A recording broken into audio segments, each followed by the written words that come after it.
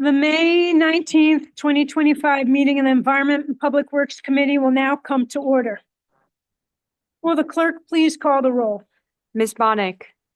Ms. Bonnick is present. Ms. Delvecchio Hoffman. Ms. Delvecchio Hoffman is present. Chairwoman Hughes-Smith. Here. Chairwoman Hughes-Smith is present. Mr. Maffucci. Mr. Maffucci is present. Ms. McIntyre. Here. McIntyre is present. Mr. Morris. Here. Mr. Morris is present. Mr. Sinclair. Here. Mr. Sinclair is present. Is there anyone signed up for the public forum? No, there is not. Is there anyone present who is not signed up to speak who would like to address the committee at this time? Okay, seeing no one. Pat Gooch, Senior Planner for Monroe County's Planning and Development Department, will now give a brief overview of the 2026-2031 Capital Improvement Program as it pertains to the Environment and Public Works Committee. Through the chair. Thank you, Chairperson Hughes-Smith. You should all have a copy of the recommended 2026-2031 CIP. This report reflects the culmination of an 11th-month process beginning in late summer with departments proposing a 6-year funding plan for capital projects. A committee reviews the proposed projects, learns about specific needs from department representatives, and requires changes based on project priority, fiscal constraints on the program. After review by the county executive, the CIP is submitted to the county planning board. The planning board reviews the CIP, holds a public hearing, and sets priorities for the capital budget year, which is the first year of the CIP, or in this case, 2026. The planning board reviews and considers the proposed CIP and recommends it to the county executive, who makes further modifications if needed, and then submits the recommended CIP to your honorable body. At the June meeting of the legislature, you will set a public hearing for July, and then, upon your favorable review, vote to adopt the plan. There are no immediate funding approvals associated with taking action on this referral. I'd like to highlight a few of the pertinent sections of the CIP for you, specifically airport and 3 divisions of the Department of Environmental Services. The airport, or Department of Aviation, has a large program with 22 projects. Their program begins on page 24 of your CIP. Airport funding amounts and schedules are subject to change as FAA priorities change. FAA funding depends on shifting federal priorities, and so the airport shifts accordingly. The airport program accounts for just over 8.5% of the total recommended 2026-2031 capital program. Moving on to the Department of Environmental Services. The Pure Waters program begins on page 36. 5 new projects are introduced into the CIP, one of which, Rochester Pure Waters District, Frank E. Van Leer Water Resources Recovery Facility, Biosolids Handling, is slotted for 2026. The remaining 4 are slotted for 2031, the last year of the 6-year program. Pure Waters projects are funded solely through district funds. The Pure Waters program accounts for just under 30% of the total capital program this year.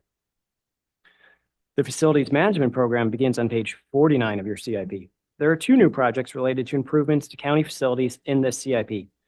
The Ames building expansion, necessary to increase space for forensic activities, is scheduled for 2026, and the other, GIS Enterprise Systems improvements, is scheduled for 2027. The county's facilities program accounts for just under 12% of the total capital program. Lastly, the Solid Waste Division, starting on page 57 of your CIP, accounts for just over 3% of the total capital program. One new project, Solid Waste Heavy Equipment, represents the replacement of a tub grinder and front-end loader in 2026. I will be happy to take questions when you get to this item on your agenda. Thank you for your time. Thank you, Mr. Gooch. The next item on the agenda is the approval of minutes. You have the April 21st, 2025 minutes of the Environment and Public Works Committee before you. They will stand approved unless the clerk is notified of any changes by the end of the day. The next item on the agenda is new business. Madam Clerk.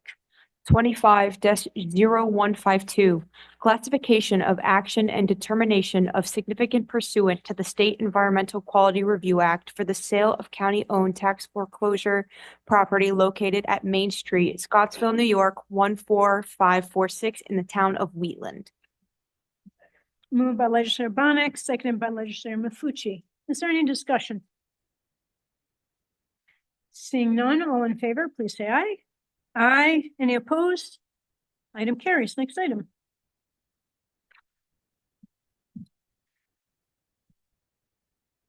Twenty-five 154. Authorize a contract with LaChase Construction Solutions LLC for agency construction management solutions for the NWQ WRRF electrical aeration and preliminary treatment improvements project. Moved by legislator Bonnet, seconded by legislator Maffucci. Is there any discussion? Legislator Morris. Thank you, Madam Chair. Through to the administration, what's the time frame for this project's completion? Through the chair, there are three projects that would be managed by LaChase, three separate capital improvement projects. The electrical upgrades, preliminary treatment improvements, and aeration process improvements. The CM will oversee the construction management of all of those three separate capital projects. The construction is scheduled to be complete for the electrical improvements project by 2028. The preliminary treatment improvements will be completed by 2029. In aeration, we expect to be completed by 2030. Thank you. I yield. Anybody else? Yep.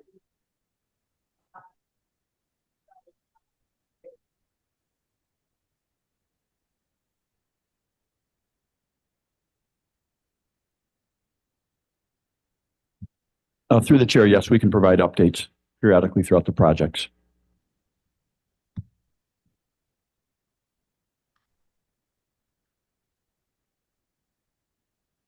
Any other discussion? Seeing none, all in favor, please say aye. Aye.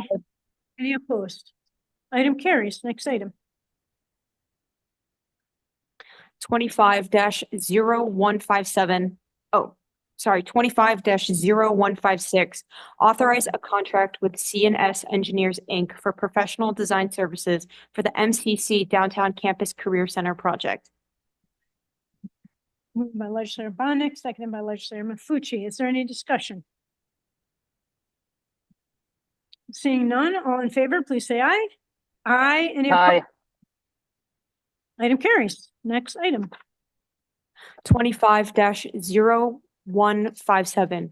Authorize a contract with Popley Architecture, Engineering, and LS DPC DBA Popley Design Group for professional design services for the County Clerk's Office renovation COB project. Moved by legislator Bonnet, seconded by legislator Maffucci. Is there any discussion? Legislator Sinclair. Go ahead. Through you, Madam Chair. Why are these renovations necessary? There are a number of improvements scheduled for this project. Customer-facing improvements, specifically as it relates to counters here in the COB for the clerk's office, enhancing staff security, but most importantly, improving file storage here in the COB for their many documents that they manage and need direct access to. So it's really an opportunity to free up storage space and consolidate the storage. Thank you. And through the chair, do you have a completion date? Through the chair, we expect the project to be completed in the fourth quarter of 2027.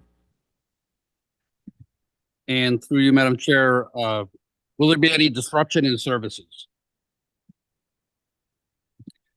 Through the chair, we don't expect any significant disruptions. We'll work very closely with the clerk staff, obviously, to maintain their operational level of performance that they would expect normally during normal operating hours, but we'll certainly work closely with them as we implement the project.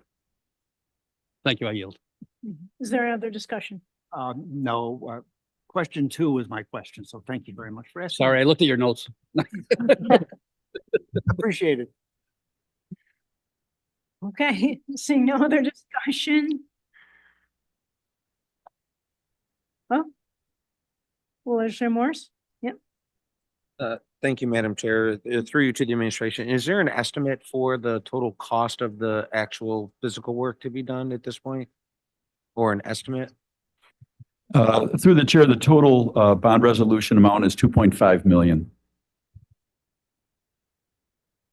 And again, Madam Chair, through you to the administration, is there like a breakdown? And there's three areas: improved counter, staff security, file storage capacity.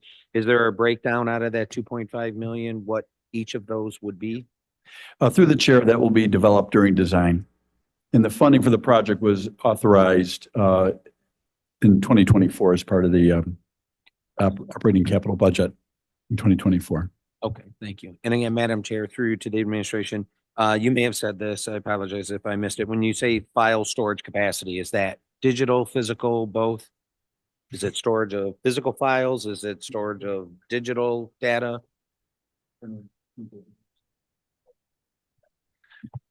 Through the chair, it's all high density storage of physical documents. And again, Madam Chair, through you to the administration, when you say staff security, what is that? What does that mean? What would that project look like? That'll be fleshed out throughout the design. But again, with the large volume of customers that they have and obviously improved security here in this building, we want to incorporate some of that into their space within the county clerk space. But again, that'll be developed throughout the design. And then last question, thank you, Madam Chair, through you to the administration. Is this just in that first in that main customer part, or is it in the back area where like the laser fiche is and all that? Is it all throughout the entire office, or just sort of where the staff works and most of the customers come in? Through the chair, would be the whole office, which is the west side of the COB and in the basement. Thank you, I yield.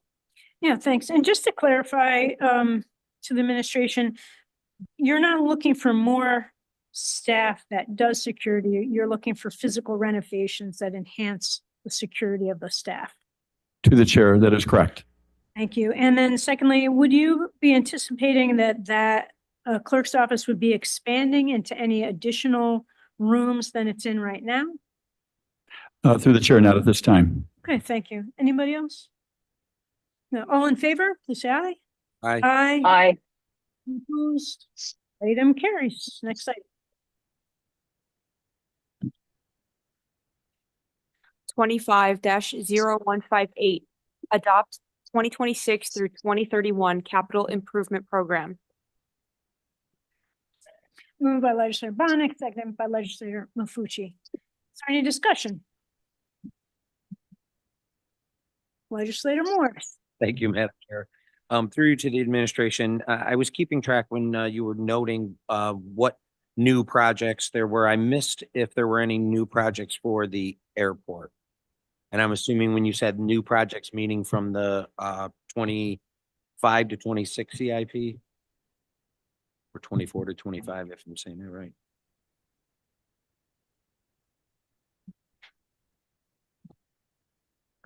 Through the chair, there are no new projects for the airport. So again, through you, Madam Chair, to the administration, if I'm getting this right, there were regarding Public Works, 5 new facilities, 2 new, solid waste, 1 new. Anything else new in different areas for this section for our committee's consideration? Through the chair, for your committee, no, that is the correct amount. There are 14 overall for the entire CIP.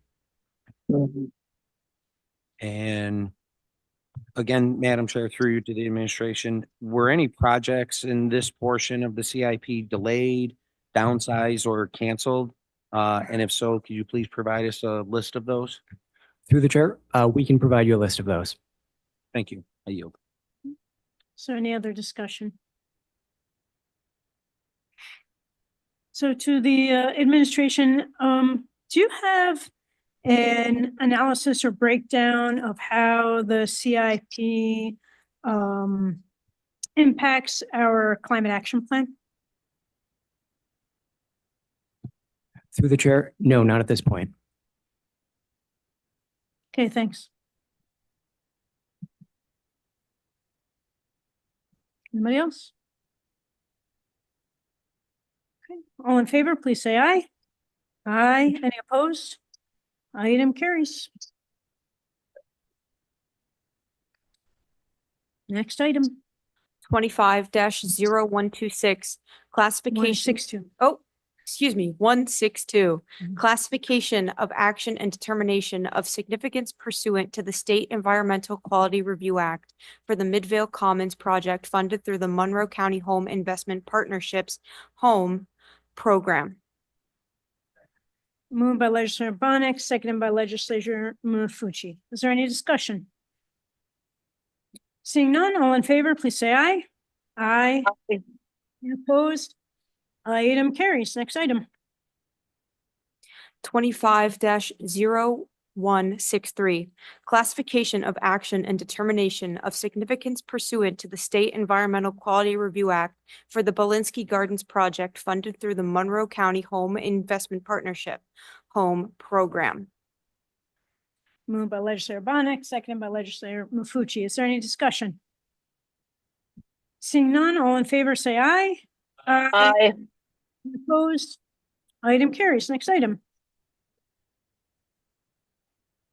25-0164, classification of action and determination of significance pursuant to the State Environmental Quality Review Act regarding the acquisition rehab resale program funded through the Monroe County Home Investment Partnerships Home Program.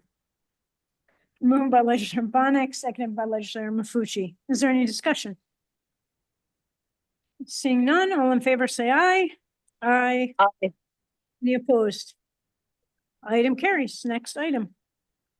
25-0165, classification of action and determination of significance pursuant to the State Environmental Quality Review Act regarding the Rochester Housing Development Fund Corporation Program funded through the United States America Rescue Plan. Moved by legislator Bonnet, seconded by legislator Maffucci. Is there any discussion? Seeing none, all in favor, say aye. Aye. Any opposed? Item carries. Next item.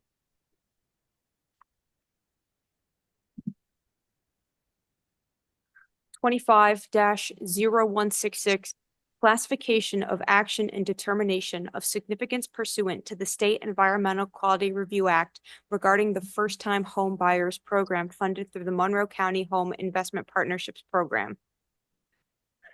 Moved by legislator Bonnet, seconded by legislator Maffucci. Is there any discussion? Seeing none, all in favor, please say aye. Aye. Aye. Any opposed? Item carries. Next item. 25-0167, classification of action and determination of significance pursuant to the State Environmental Quality Review Act for the Town of Brighton Crittenden Road Sidewalk Project funded through the Monroe County Community Development Block Grant Program. Moved by legislator Bonnet, seconded by legislator Maffucci. Is there any discussion? Seeing none, all in favor, please say aye. Aye. Any? Aye. Item carries. Last, I think, item. 25-0189, amend Resolution 329 of 2023 to accept additional grant funding from the Dormitory Authority of the State of New York, amend the 2025 capital budget to increase funding for the project entitled Construction of a 9/11 First Responders Memorial at Highland Park, and amend Bond Resolution 330 of 2023 to increase financing for the project. Moved by legislator Bonnet, seconded by legislator Maffucci. Is there any discussion? Yeah. Legislator Bonnet.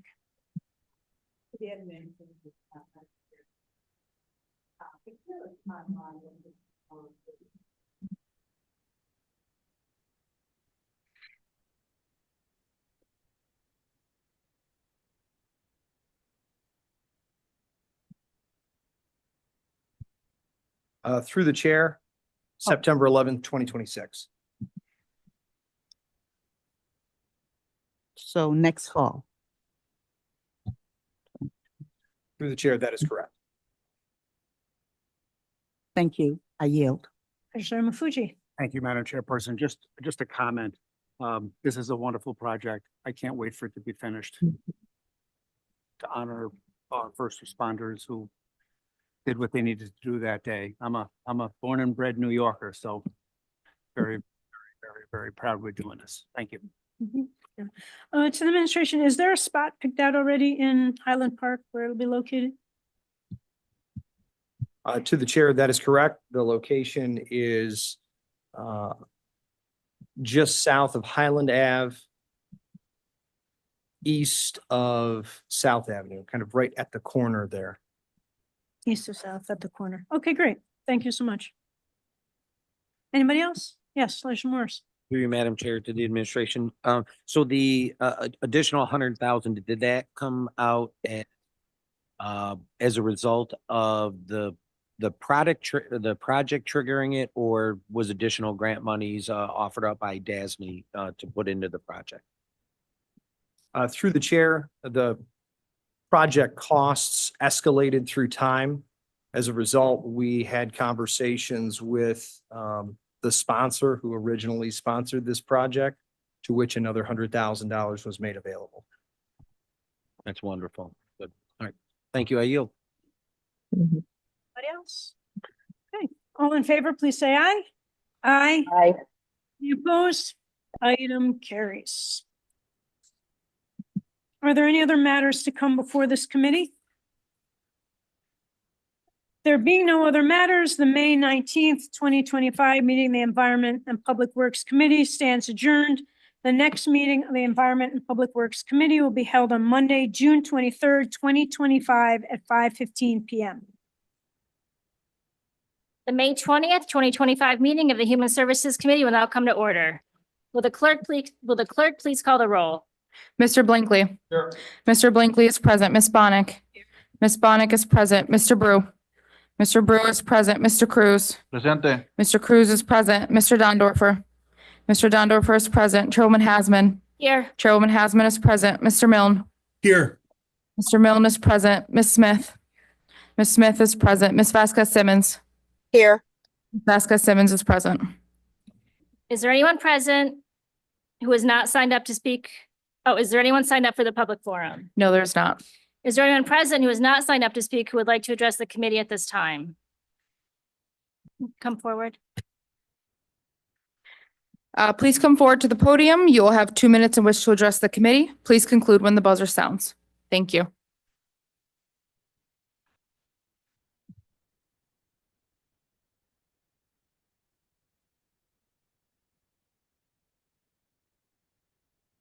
Ready now? Seguego, Laelundio, Uniat, Sakozasne Rarun, Akozasne, Waxkalewage. Hello, I introduce myself. My name is Ronald Garo. I am Haudenosaunee, Mohawk Nation, Bear Clan, and I gave a speech downstairs during the Indigenous Peoples Day recognition.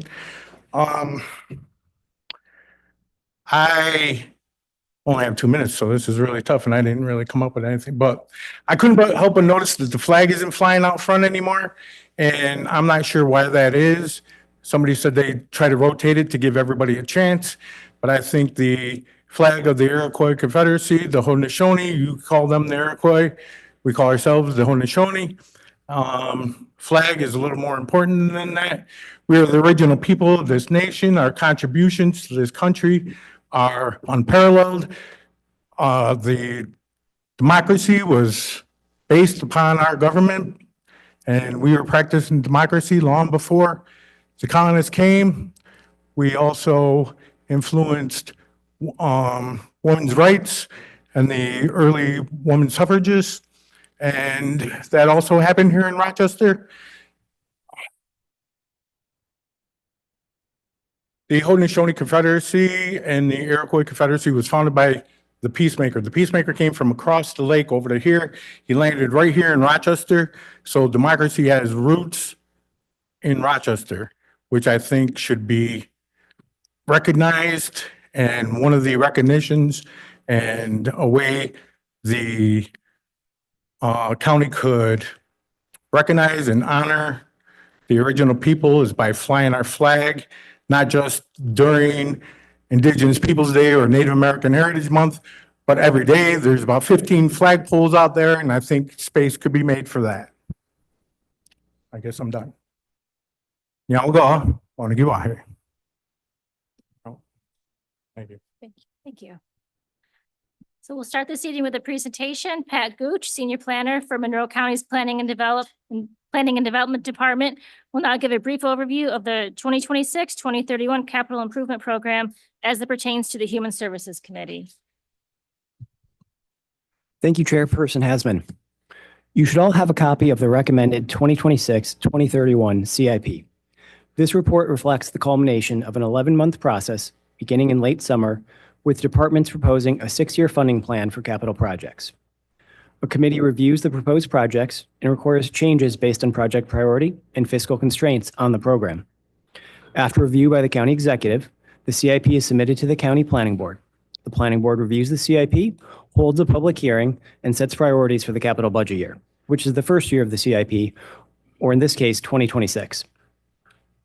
The planning board reviews and returns the draft CIP to the county executive, who then submits the recommended CIP to your honorable body. At the June meeting of the legislature, you will set a public hearing for July, and then, upon your favorable review, vote to adopt the plan.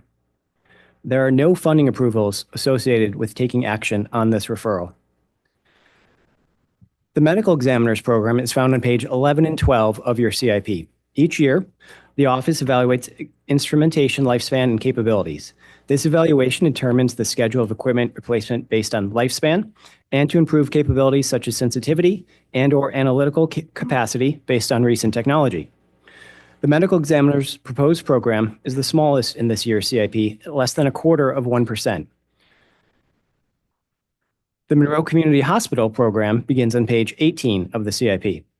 MCH is a skilled nursing facility owned and operated by the County of Monroe. It has over 700 employees and 566 beds, and it has a 5-bed pediatric unit specializing in long-term care for children, the only such unit in the Finger Lakes region.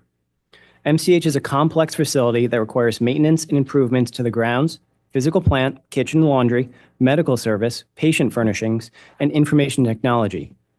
In total, the 6 MCH projects account for just over 2.5% of the capital program. There are no new projects for the medical examiner or Monroe Community Hospital. I'll be happy to take questions when you get to this item on your agenda. Thank you for your time. Thank you, Mr. Gooch. The next item on the agenda is the approval of minutes. You have the March 25th, 2025 and April 22nd, 2025 minutes before you. They will stand approved unless the clerk is notified of any changes by the end of the day. The next item on the agenda is new business. Madam Clerk?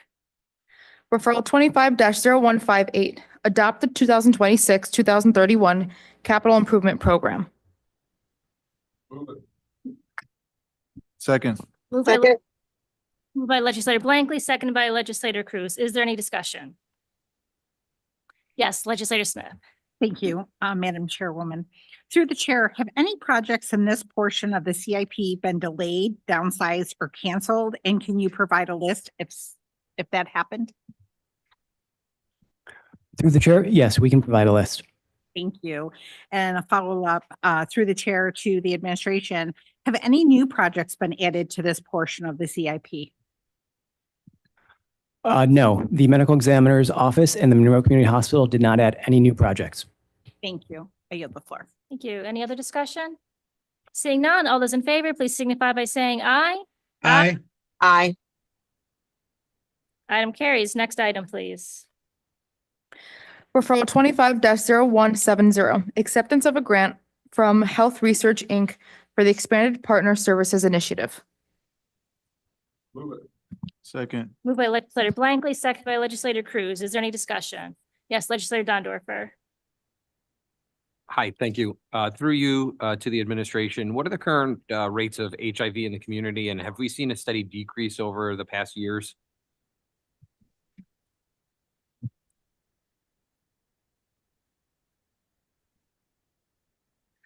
Through the chair, I don't have the rates at the tip of my tongue, but I can get that information to you tomorrow. Any other discussion? Yes, Legislator The chair, Cruz. can some information be offered up to our caucus so we could review it? I guess the same following up the question about the numbers of individuals that may have HIV or cases. So we can make that available to both caucuses. Yes. Thank you. Any other discussion? All right, all those in favor, please signify by saying aye. Aye. Opposed? Item carries. Next item, please. Referral 25-0171. Amend Resolution 234 of 2023 as amended by Resolution 188 of 2024 to amend and increase the contract with Ontario Bus, Inc. for bus transportation services for Monroe County Early Intervention and Preschool Special Education Programs, appropriate assigned fund balance. Second. Moved by Legislator Blankley, seconded by Legislator Cruz. Is there any discussion? Legislator Brew. Yes, thank you, Madam Chair. Through the Chair of the Administration, can we have an update on the early intervention wait times across the county? Could you break that down by zip code, please? Through the chair, I can tell you now there are approximately 820 children who have been waiting for early intervention services longer than 30 days. I don't have the number broken down by zip code currently, but I could get that for you. Through the Chair of the Administration, yeah, I'd appreciate that. Thank you. I yield. Any other discussion? Yes, Legislator Smith. Thank you, Madam Chairwoman. To the administration, would we also be able to get a list of the students by zip code who are using the bus system?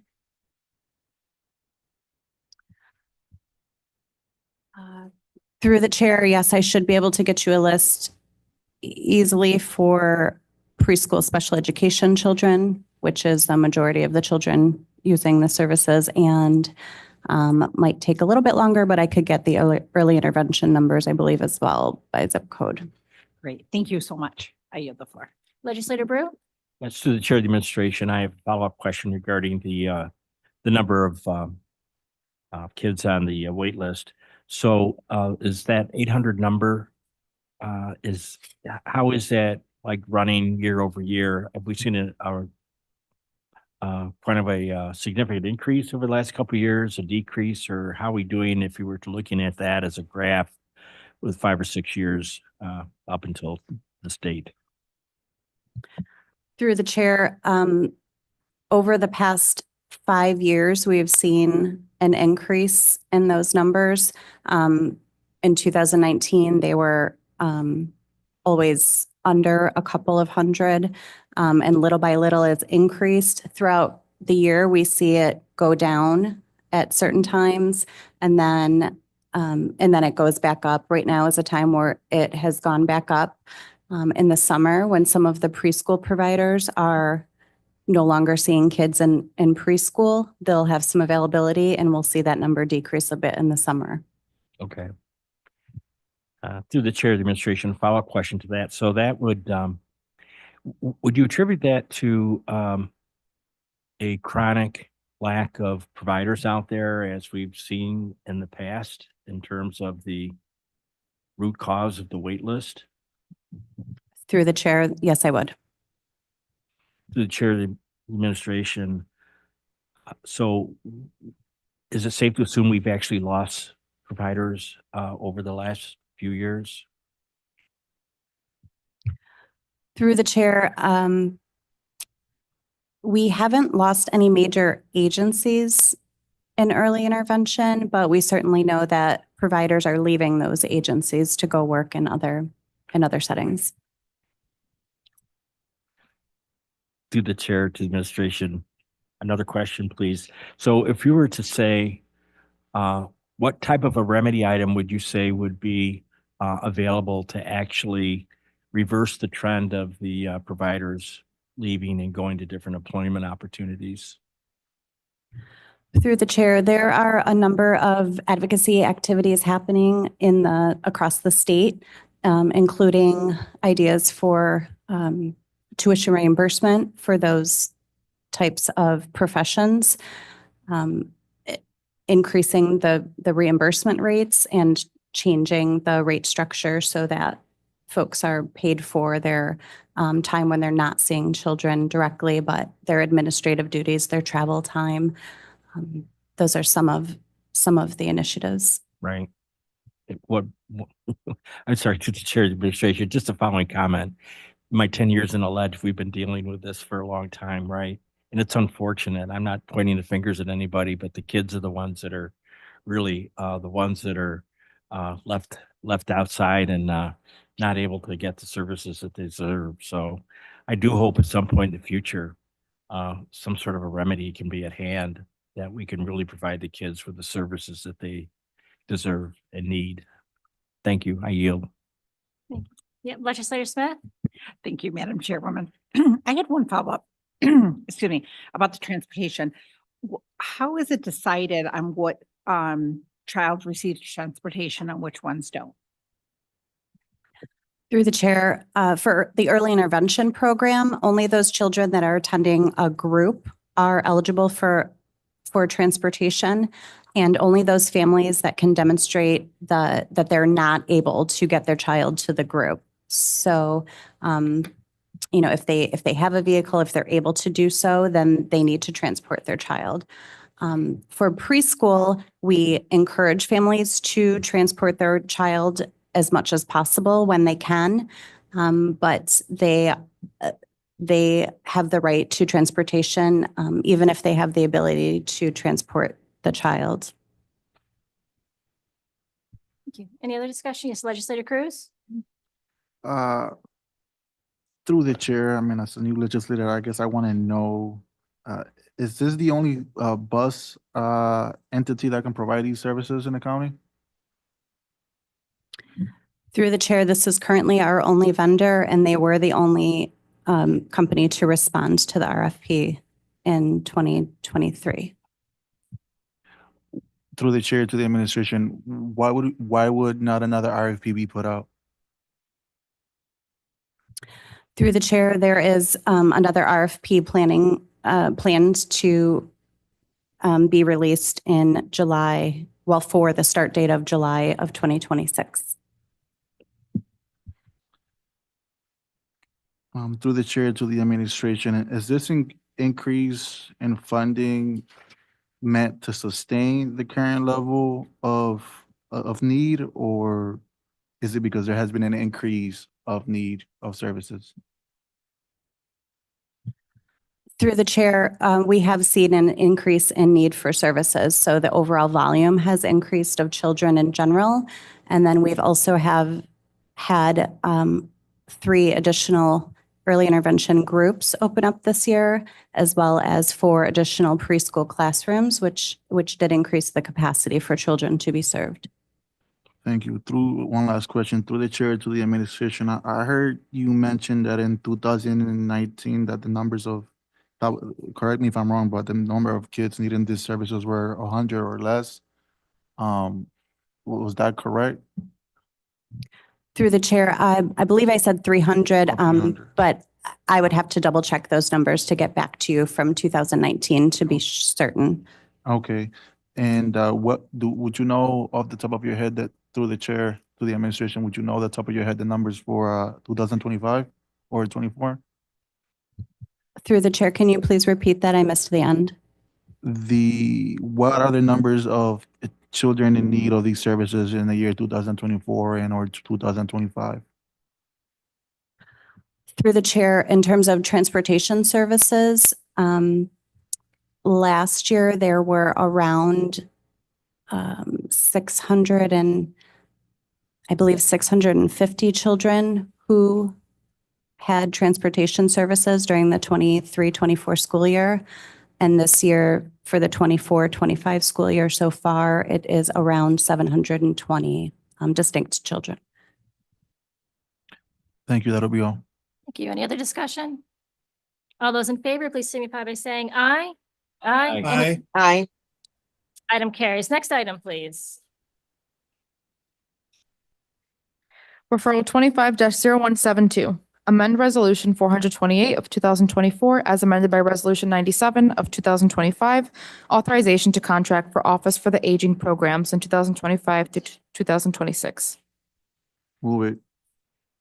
Moved by Legislator Cruz, seconded by Legislator Smith. Is there any discussion? Seeing none, all those, Legislator Cruz. I have Sorry. one question. through the chair to the administration, can we receive a list of the other organizations that filed for an RFP?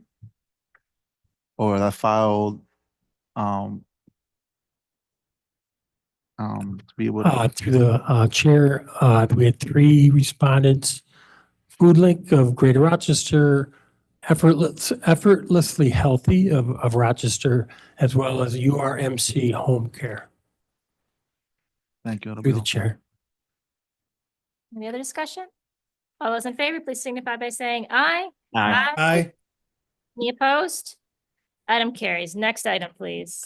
Referral 25-0190, acceptance of a grant from the New York State Office of Mental Health for the PFC Dwyer Veteran Peer-to-Peer Support Program. Second. Moved by legislator Blankley, seconded by legislator Cruz. Any discussion? Legislator Smith. Thank you, Madam Chairwoman. Through you to the administration, how many veterans receive counseling and support through this program? Through the chair, at any given time, these are running programs, mostly recreational programs. At any given time, we have 15 to 20 in a group, but I think right now we have just under 100 active participants. Great, thank you. I yield the floor. Legislator Bonnet, did I see your hand? Is there any advertising that is done about this program? Through the chair, Compeer is the organization that we contract with. They do quite a bit of advertising online through social media. And then we're at just about every fair and event out in the community pushing the program. Follow up, how can we help spread the word about this program? Through the chair, we certainly have open spots for the program. I think that anybody, anything that anyone can do, social media is usually the best way that we get the most responses through. But we have at times done things like gone on the radio and stuff like that. But we're always open to suggestions for how to reach our constituents and other veterans to get them in the program. Okay. Okay, I yield. Thank you. Legislator Cruz? Through the chair to the administration, going back to the type of advertisement, is any of this also available in Spanish? Through the chair, I'm not aware of any advertising done in Spanish, but that is certainly something that I can follow up with Compeer and see if there's a way that we can do that. Through the chair to the administration, I really appreciate that. We do have a hefty load of veterans that are specifically moving from places like Puerto Rico over to live here in Rochester as it become a more main place to live. And those services would be actually are needed and appreciated. Thank you. Thank you, Legislator Cruz. Any other discussion? All those in favor, please signify by saying aye. Aye. Any opposed? Item carries. Are there any other matters to come before this committee? There being no other matters, the May 20th, 2025 meeting of the Human Services Committee stands adjourned. The next meeting of the Human Services Committee will be held on Tuesday, June 24th, 2025 at 5 p.m. Good evening. The May 19th, 2025 meeting of the Intergovernmental Relations Committee will now come to order. Will the clerk please call the roll? Ms. Bartholomew McCoy. Here. Ms. Bartholomew McCoy is present. Chairman Blankley. Here. Chairman Blankley is present. Mr. Johns. Mr. Johns is present. Mr. Long. Mr. Long is present. Ms. McIntyre. Here. McIntyre is present. Is there anyone signed up for the public forum? No, there's not. Is there anyone present who is not signed up to speak that would like to address the committee at this time? Seeing none. Next up, we have Pat Gooch, Senior Planner for Monroe County's Planning and Development Department, who will be giving us a brief overview of the 2026 to 2031 Capital Improvement Program as it pertains to the Intergovernmental Relations Committee. I'll hand it over to you. Thank you, Mr. Gooch. Thank you, Chairperson Blankley. You should all have a copy of the recommended 2026-2031 CIP. This report reflects the culmination of an 11-month process beginning in late summer with departments proposing a 6-year funding plan for capital projects. A committee reviews the proposed projects, learns about specific needs from department representatives, and requires changes based on project priority and fiscal constraints on the program. After review by the county executive, the CIP is submitted to the county planning board. The planning board reviews the CIP, holds a public hearing, and sets priorities for the capital budget year, 2026. The planning board returns the proposed CIP to the county executive, who then submits the recommended CIP to your honorable body. At the June meeting of the legislature, you will set a public hearing for July, and then, upon your favorable review, vote to adopt the plan. There are no funding approvals associated with taking action on this referral. There are 2 sections of the proposed CIP pertinent to this committee: Department of Information Services and the Board of Elections. Departments only appear in the CIP program if they have a project in the 6-year program. You'll recall that the county clerk's office appeared in last year's 6-year program, and you've likely noticed that it does not appear this year. They do not have any new projects moving forward. Looking at information services, they support network connectivity across the county, as well as human resources, finance, and asset management tools, online presence and web applications, PCs, servers, and copiers. Their work supports every department, and they work closely with departments when a specific needs call for their expertise. Their program is described on pages 8 and 9 of the recommended 2026-2031 CIP. All of their projects are funded with county cash, meaning the funds come from the county operating budget and not through borrowing. The Information Services Program accounts for just over 3% of the total capital program. Flipping ahead to page 10 is the Board of Elections. Currently, the only project in the CIP is scheduled to conclude in 2026. The voting equipment project is an update of the no-ink electronic poll book system. The New York State Board of Elections advises the local Board of Elections to refresh the electronic poll books every 5 to 7 years from the initial date of purchase. The Board of Elections program accounts for just under 0.4% of total funding in the proposed CIP. I will be happy to take questions when you get to this item on your agenda. Thank you for your time. Thank you very much, Mr. Gooch. The next item on our agenda is the approval of minutes. You have the April 21st, 2025 minutes of this committee before you. They will stand approved unless the clerk is notified of any changes by the end of the day. The next item on the agenda is new business. Madam Clerk. Referral 25-0158, adopted 2026-2031 capital improvement program. Second. Moved by legislator Long, seconded by legislator Bartholomew McCoy. Is there any discussion? Mr. Chair? Yes, legislator McIntyre. All right. Well, through the chair, were any projects in this portion of the CIP delayed, downsized, canceled? I know there aren't that many. Are there any changes to the CIP with regards to these particular projects? Regarding the IGR committee? Through the chair, there are no changes regarding these specific projects and these specific departments. Okay. And also just a general question. Of all the changes to the capital improvement program, are any of these affected by federal funding? Through the chair, Through the chair, there are concerns about federal funding that comes into Monroe County for these programs. Each department is tasked with identifying those and identifying what those are. Typically, those funding areas are pretty consistent, and they are not something that fluctuate from year to year. So we are hopeful that we will see the full amount of funding, but we cannot make any promises, and we will adjust the CIP accordingly. Mm-hmm. And through the chair, would it be possible for us to have, for the caucus to have a list of the projects that may be affected by federal funding changes? Through the chair, of course. Okay, thank you so much. I yield. Thank you very much. Is there any further discussion? Seeing none, all those in favor, please signify by saying aye. Aye. Aye.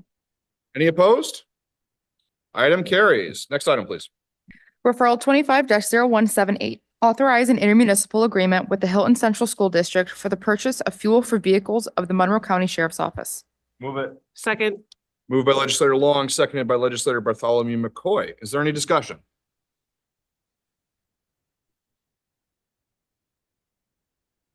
Seeing none, all those in favor, please indicate by saying aye. Aye. Any opposed? Item carries. Next item. Referral 25-0179, authorizing intermunicipal agreements with Monroe County School Districts for security assistance and crowd control at special events. Move. Second.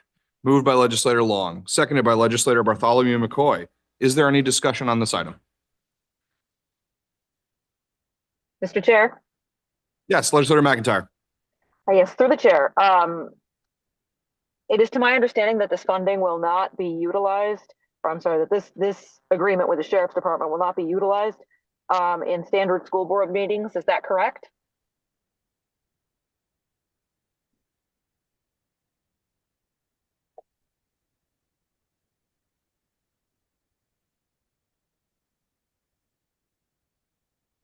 The Chair, Chief Deputy Fowler for the Sheriff's Office. That question hasn't been posed yet to us. Theoretically, the agreement could stand for that, but as of yet, we've not been asked for that. I see. So through the chair, what sort of events is this agreement covering?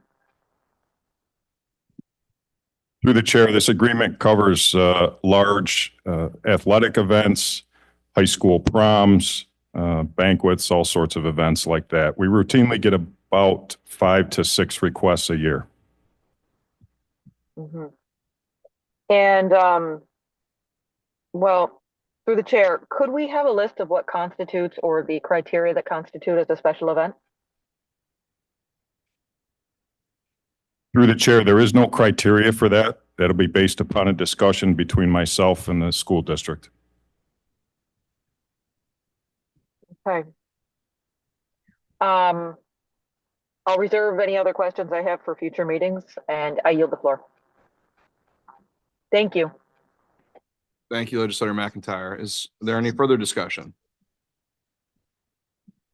I'll follow up with a question to the administration. How long has the sheriff's office been providing similar levels of support for these types of events?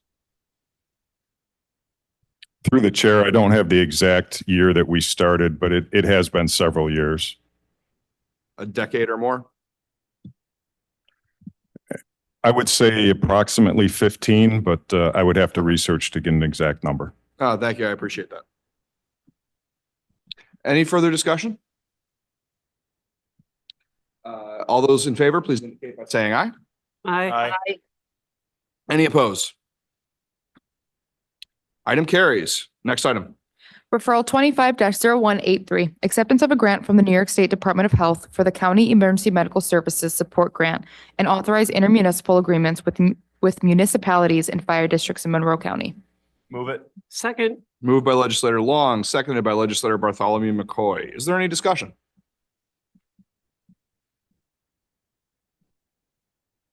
Seeing none. All those in favor, please indicate by saying aye. Aye. Any opposed? Item carries. Are there any other matters to come before this committee? Seeing none, the May 19th meeting of the Intergovernmental Relations Committee stands adjourned. The next meeting of the Intergovernmental Relations Committee will be held Monday, June 23rd, 2025 at 5:30 p.m.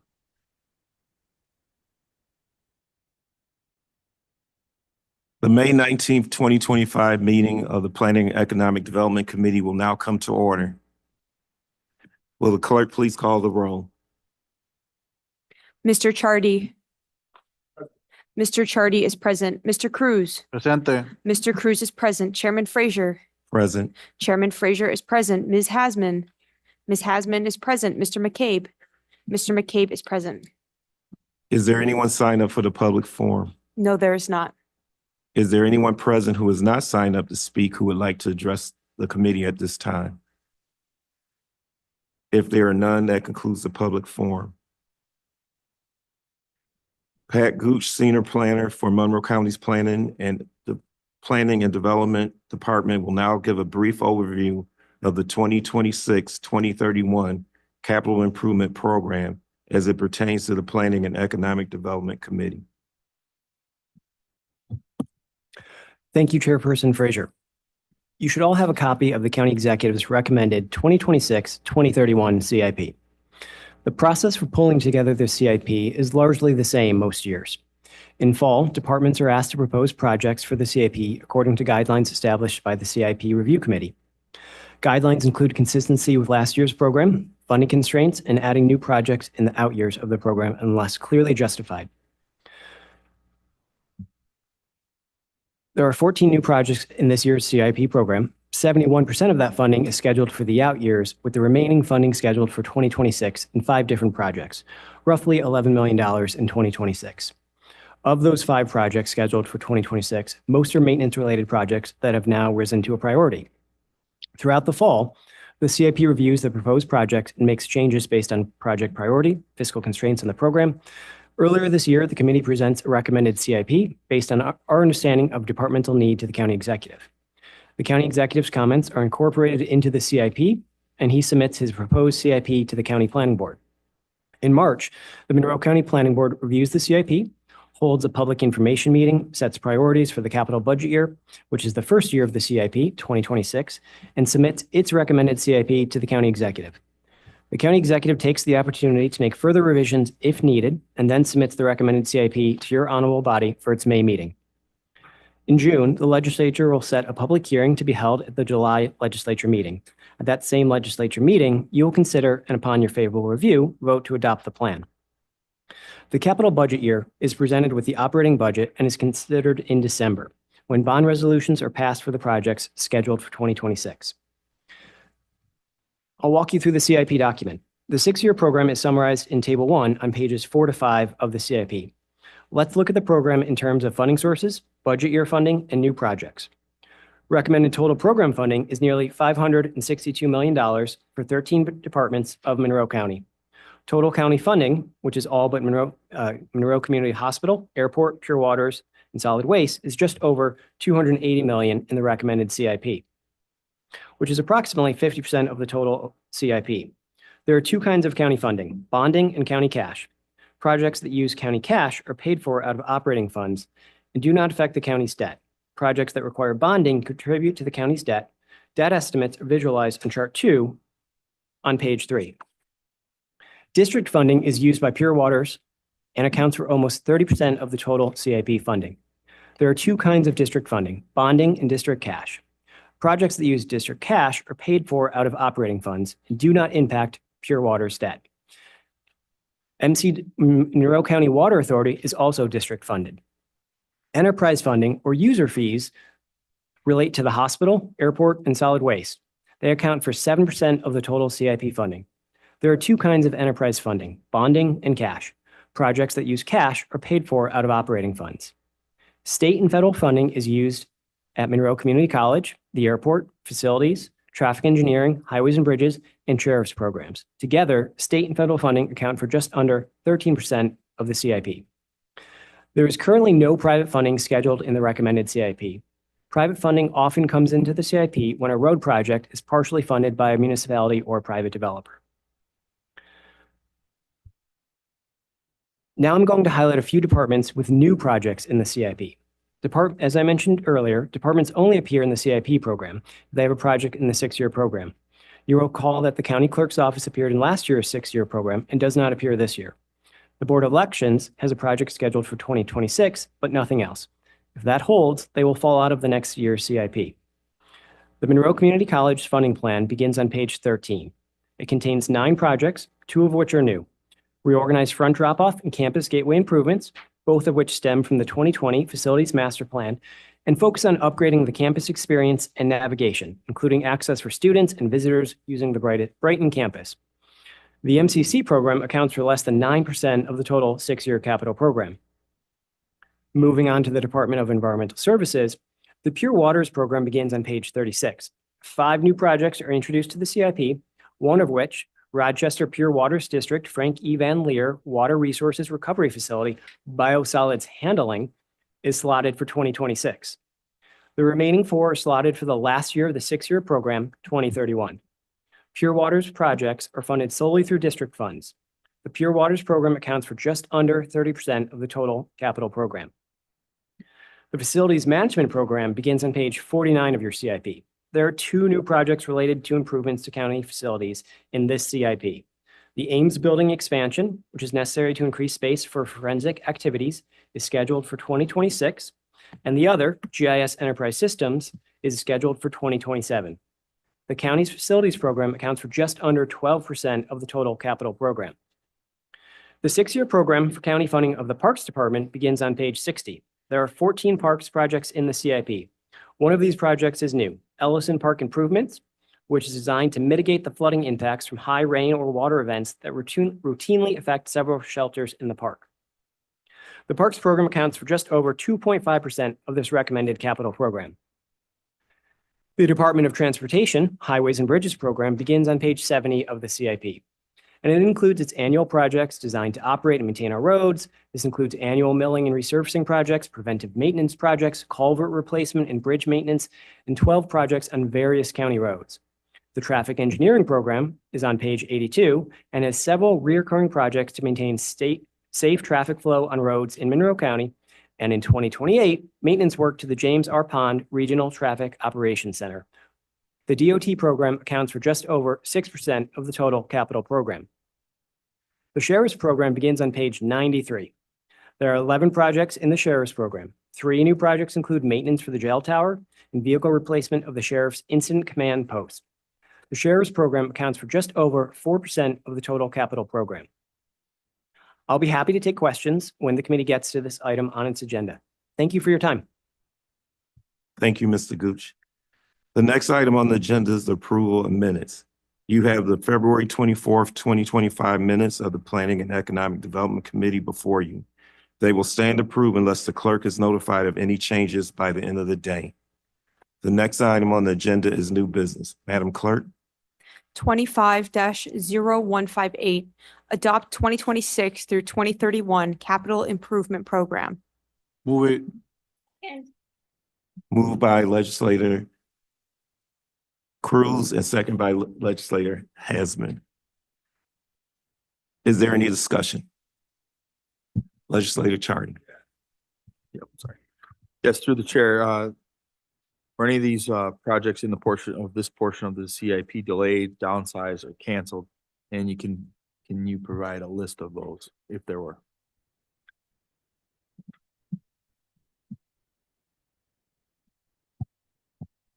Through the chair, we of course can provide a list. And then through the chair, what new projects were added to this portion if there were any?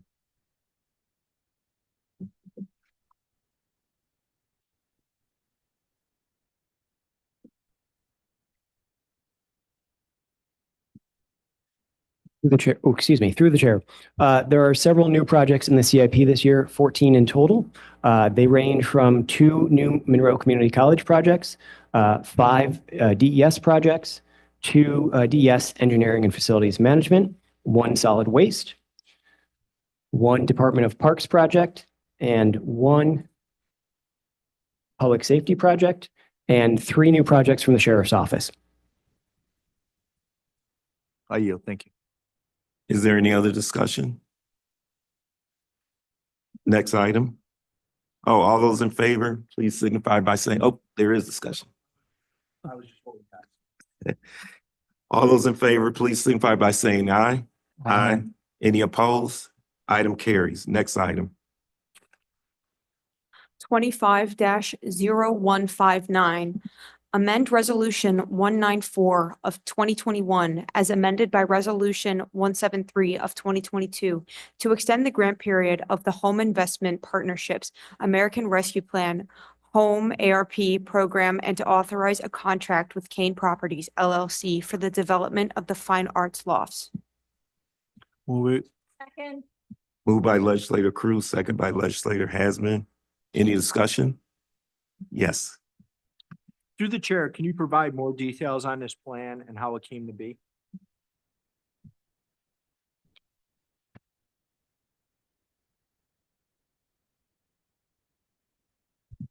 Through the chair, we did an RFP with the city of Rochester in May of 2024 for this funding as required by HUD. Okay. And through the chair, why was this selected as the project for these ARPA funds? Through the chair, this project was the only project that we received that qualified through the home or qualifying populations criteria. And as a follow-up to the chair, how many applicants didn't qualify? Through the chair, there were a total, we did, through the RFP, it was, it included city and county entitlement funds as well as home ARPA funds. And as I mentioned, this is the only project that came in as home ARPA eligible. So that there were, through the chair, there were no other applicants that weren't eligible that Through the- applied? Through the chair, no. Thank you. I yield. Thanks, Legislator McCabe. Legislator Hasman.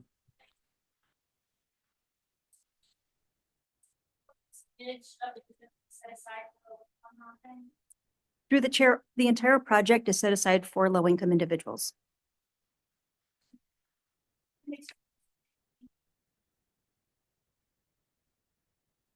Through the chair, it actually has changed since the referral submission. It is all apartments for those that are below 80% of the area median income. Yes. Is there any other discussion? Yes, Legislator McCabe. So that project, through the chair to the administration, so the project that's, as you answered, my colleague legislator Hasman, is they're all apartments? Through the chair, yes. And you mentioned the 80% median threshold for income? Through the chair, yes. What is that number? I don't have that with me. That just changed. Through the chair, we can provide that. Thank you. And through the chair to the administration, the remainder, $6.2 million of funding, do you know where Kane Properties LLC will be obtaining those funds? Through the chair, they have received commitments from multiple sources. I'm sorry, I can't hear you. Through the chair, they have received funding from multiple sources, including New York State. And I can provide the list of all the other funding sources. Yeah, if I could have a list for that. And through the chair, will this $750,000 be given after, before the underfunding is secured and received, or before? Through the chair, can you repeat that, please? Will the funding that is provided under the grant be provided to the developer prior or after they secure the remaining funding? Through the chair, the funds will not be provided until construction has started and it's reimbursable. Thank you. No further. Legislator McCabe. Through the chair to the administration, are these apartments, are they one bedroom, two bedroom? Is it a mixture? Do we know what? Through the chair, they will be, they're 18 studio apartments and 24 one-bedroom units. Thank you. I yield. Is there any other questions? I have one more question. Legislator McCabe. To the chair of the administration, there's a building and I don't recall the building that's actually next to the Cadillac Hotel. Is there any funding to help that building be developed through the American Rescue Plan? Through the chair, I'm not aware of any development plans for that property next door. Thank you. Nothing further. Is there any other questions? Yes, Legislator Cruz. Through the chair, to the administration, has the Cadillac Hotel, I know through construction, there could be a problem with asbestos and things of that nature led. Are there going to be street closings around the construction site or renovation site once it starts getting renovated? Through the chair, I'm not aware of the exact plans at the moment. Thank you. Is there any other questions? All those in favor, please signify by saying aye. Aye. Any opposed? Item carries. Next item.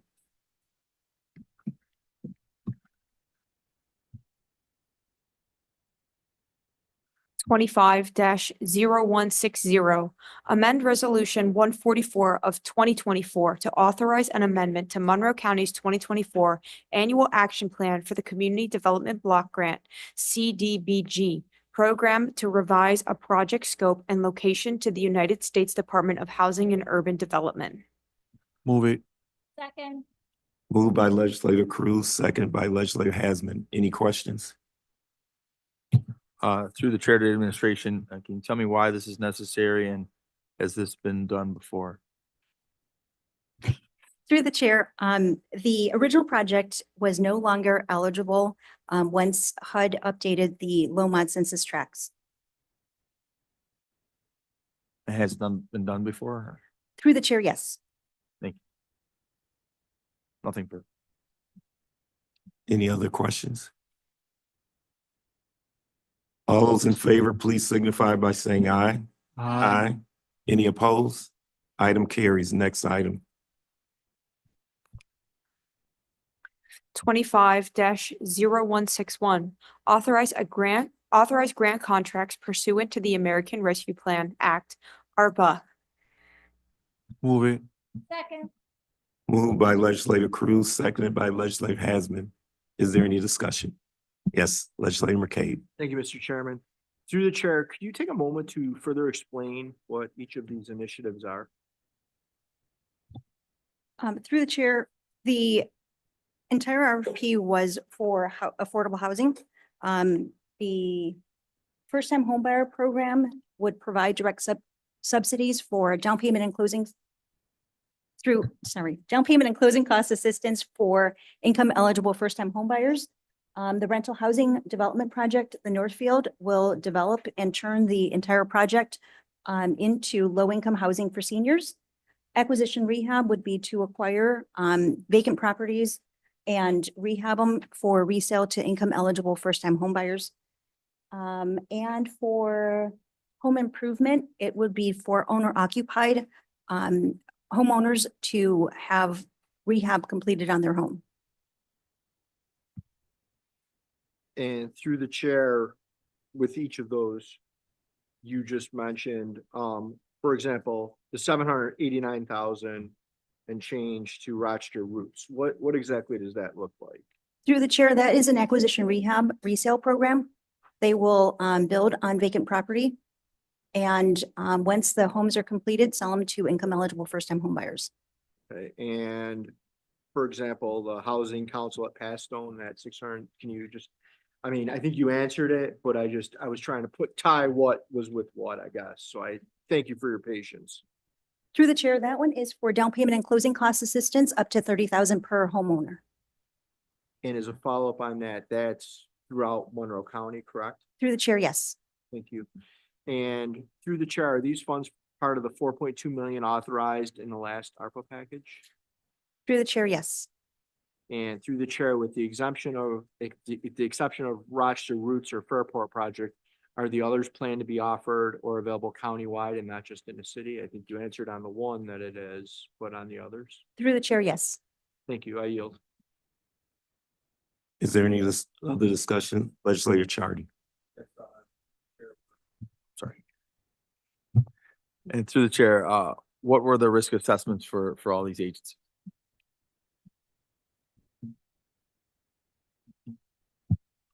We'll get that to you, legislator. Thank you.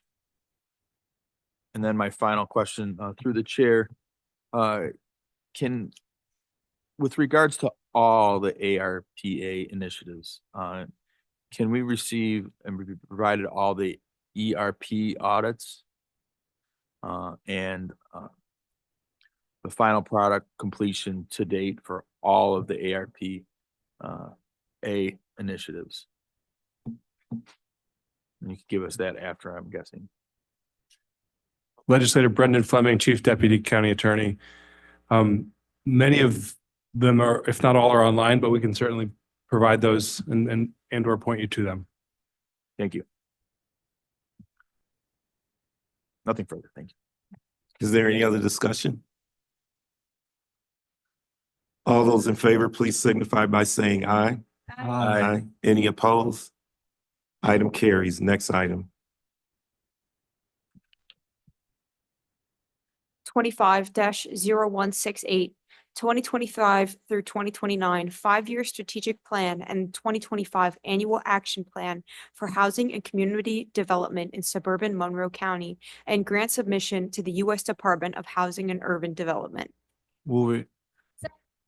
Moved by legislator Cruz, seconded by legislator Hasman. Is there any discussion? Legislator Chari. Yes, through the chair, to the administration, do we have any indication? Do we have any immediate concerns or indications about this funding being further cut or eliminated by the federal government? Through the chair, Brendan Fleming for the Law Department. Yes, legislator, to the legislator's question, several programs are under potential threat in the proposed federal fiscal year 2026 budget. This referral captures CDBG, home, and ESG programs. Both home and CDBG are proposed to be eliminated in the proposed federal budget, and ESG would face partial reductions. And we are continuing to monitor that as it's an ongoing and dynamic budget process. Okay. And through the chair to the administration, then if they are cut, what would happen to the funding? Through the chair, if they are cut, we expect the funding would no longer be available for new projects going forward. But again, we are continuing to monitor that and we'll be glad to keep the legislature apprised. Thank you. Nothing further. I yield. Is there any other discussion? Being none, all those in favor, please signify by saying aye. Aye. Any opposed? Item carries. Next item. 25-0177, acceptance of a Safe Streets and Roads for All grant from the United States Department of Transportation's Federal Highway Administration for the Monroe County Active Transportation Safety Project. Move it. Second. Moved by legislator Cruz, seconded by legislator Charity and Hasman. Is there any discussion? Yes, legislator Hasman.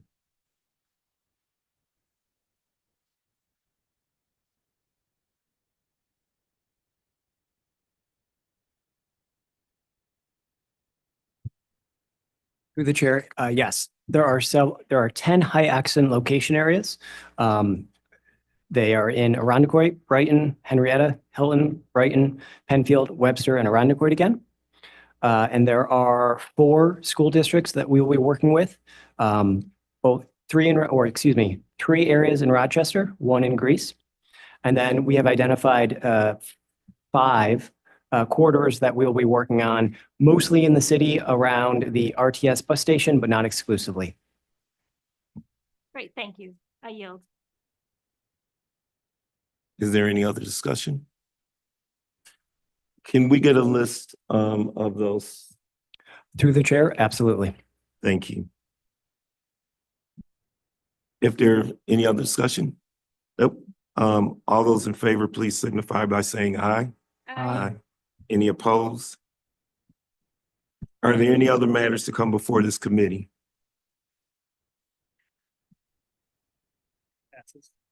Passes. There being no other matters, the May 19, 2025 meeting of the Planning and Economic Development Committee stands adjourned. The next meeting of the Planning and Economic Development Committee will be held on Monday, June 23rd, 2025 at The May 20th, 2025 meeting of the Public Safety Committee will now come to order. Will the clerk please call the roll? Mr. Burgess. Mr. Burgess is present. Mr. Colby. Mr. Colby is present. Mr. Cruz. Presente. Mr. Cruz is present. Ms. DiFlorio. Ms. DiFlorio is present. Mr. Dondorfer. Mr. Dondorfer is present. Ms. Hughes-Smith. Ms. Hughes-Smith is present. Chairman Long. Here. Chairman Long is present. Mr. Maffucci. Mr. Maffucci is present. Mr. Milne. Here. Mr. Milne is present. Ms. Smith. Ms. Smith is present. And Ms. Vasquez Simmons appears she's having some technical difficulties. Thank you. There's a new item on the agenda. I'd like you to please stand and join me in the Pledge of Allegiance. I pledge allegiance to the flag. Pledge allegiance to the flag of the United States of America against one nation, under God, indivisible, liberty, with justice for all. Thank you. Looks like we have Legislator Yes, Vasquez exactly. Simmons. Mr. Clerk, is there anyone signed up for the public forum? There is not. Next up on our agenda is presentations. Pat Gooch, Senior Planner for Monroe County's Planning and Development Department, will now give a brief overview of the 2026 to 2031 Capital Improvement Program as it pertains to the Public Safety Committee.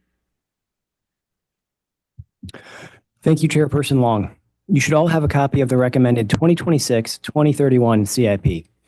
This report reflects the culmination of an 11-month process beginning in late summer, with the departments proposing a 6-year funding plan for capital projects. A committee reviews the proposed projects, meets with departments to learn about those projects, and requires changes based on project priority and fiscal constraints on the program. After review by the county executive, the CIP is submitted to the county planning board. The planning board reviews the CIP, holds a public hearing, and sets priorities for the capital budget year, 2026, which is the first year of the program. The planning board returns the draft CIP to the county executive, who makes amendments if needed, and then submits the recommended CIP to your honorable body. At the June meeting, the legislature will set a public hearing for July, and then, upon your favorable review, vote to adopt the plan. There are no funding approvals associated with taking action on this referral. 2 sections of the CIP are pertinent to this committee: public safety and the sheriff's office.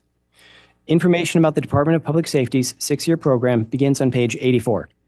There are 14 projects in this program. One of those projects, Public Safety Communications Radio Replacement, is new and is scheduled for 2030-2031. This program is the replacement of approximately 3,000 portable and 1,000 mobile radios used by first responders across the county. The county runs an integrated communications network that allows first responders throughout the county to collaborate on one system. The public safety program accounts for just over 8% of the total capital program. The sheriff's program begins on page 92. There are 11 projects in the sheriff's program.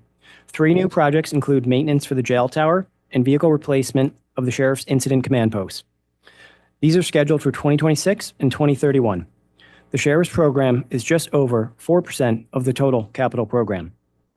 I'll be happy to take questions when you get to this item on your agenda. Thank you for your time. Thank you, Mr. Gooch. The next item on the agenda is the approval of minutes. You have the April 22nd, 2025 minutes before you. They'll stand approved unless the clerk is notified of any changes by the end of the day. The next item on our agenda is new business. Mr. Clerk. Referral 25-0158, adopt 2026-2031 capital improvement program. Moved by legislator Maffucci, seconded by legislator Burgess. Are there any questions or discussion? Legislator Dondorfer. Thank you, sir. Through you to the administration, have any projects in this portion of the CIP been delayed, downsized, or canceled? And can you provide a list of such of those if there are? Through the chair, yes, we can provide a list. Thank you. And through the chair to the administration, have any new projects been added to this portion of the CIP? Through the chair, yes, 4 new projects: Public Safety Communications Radio Replacement, Jail Tower General Building Envelope and Site Improvements, Jail Tower General HVAC and MEP Improvements, Sheriff Special Team Equipment Vehicle Replacement. Thank you. You yield the floor. Any other questions or discussion? Legislator Hughes-Smith. Thank you so much, Mr. Chairman. Through you, Mr. Chairman, to the administration, just to round it out, has any projects in the CIP been expanded? Through the chair, projects within the CIP are rescoped before they come to the actual budget year, which is 2026 in this case. So sometimes they're expanded, sometimes they're slowed. It really depends on the needs of the department if the project changes. And if they are meant to change, as this is a fluid program in the 5 years that are past the budget year. Certainly, totally understand. Thank you. But through you, Mr. Chairman, to the administration, Legislator Dondorfer asked for a list of things that had been, I think, reduced. I'd like a list of things that have been expanded. Through the chair, we can provide you with a list. Thank you very much. And through you, Mr. Chairman, to the administration, could you expand upon the vehicle replacement project that you mentioned?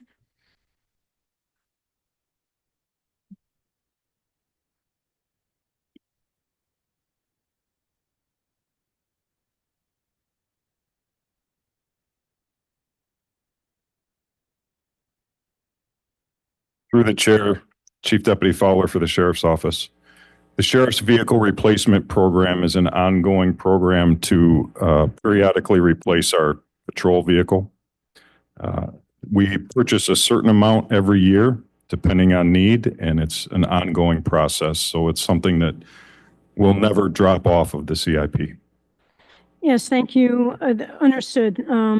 Through you, Mr. Chairman, to the administration, I thought I understood from the presentation that there was a new vehicle replacement was part of the additions to this year's CIP. Through the chair, are you referring to the special team equipment vehicle?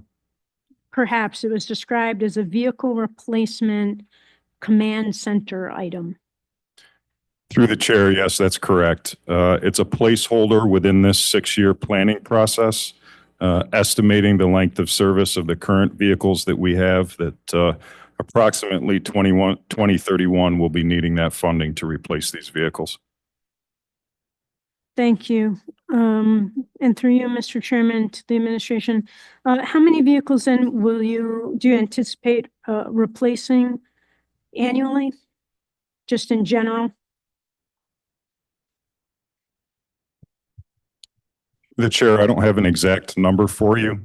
I can speak to our fleet manager and see how close they can get to predicting replacements, but a lot of that depends upon how many are damaged in crashes and all sorts of issues. But it's usually about 1/6 of our fleet every year. Thank you. Yes, through you, Mr. Chairman, to administration, I would love some additional details on kind of like the averages, as you say, a 6th a year. What kind of vehicles are we looking to improve the efficiency of these vehicles? Is there opportunity to have more hybrids or electric vehicles? I've noticed some in other communities when I have had the good fortune to travel. Do we have any plans to green our fleet in that way? If you could send me whatever you have, that'd be great. Through the chair, yes, we can. Thank you. I yield the floor. Any other questions or discussion? Legislator Cruz. Through the chair to the administration, do we have an estimated cost for the hazardous material fire truck replacement?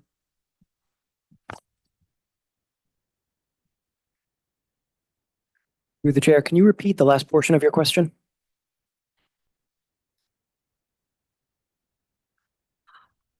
I almost said hazardous material fire truck replacement, but that'll be precise. Can we get an estimated cost of the hazardous material fire truck replacement?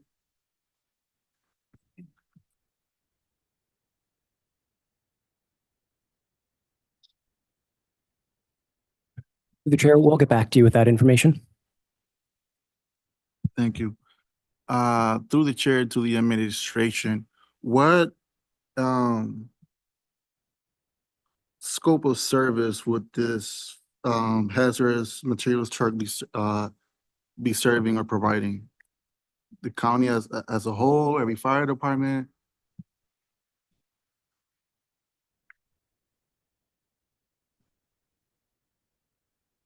Through the chair, I apologize, but I'm not seeing the reference to that project within the CIP, so I will have to follow up. Okay, so, I mean, it's page 84, through the chair to the administration, Department of Public Safety, page 84 at the very bottom. It says hazardous material fire truck replacement. So I couldn't find anything on the, where they found it.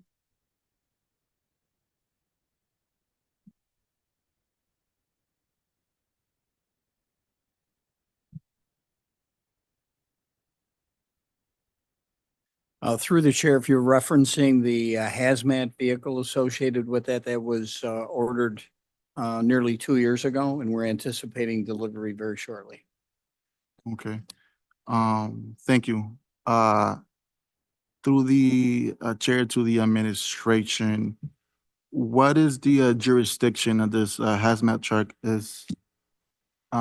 will be covering? Through the chair, the hazmat vehicle is deployed, as many of our special operations vehicles are throughout the county. And in this particular situation, that vehicle may be requested at adjoining counties due to the fact that this is a valuable resource that smaller agencies, or I should say, I'm sorry, smaller counties may not have the resource to be able to respond to a hazmat situation appropriately.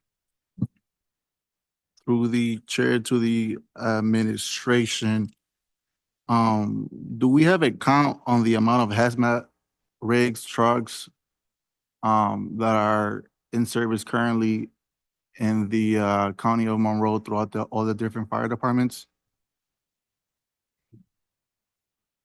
Through the chair, that's not a number I have now, but we certainly can get that for you.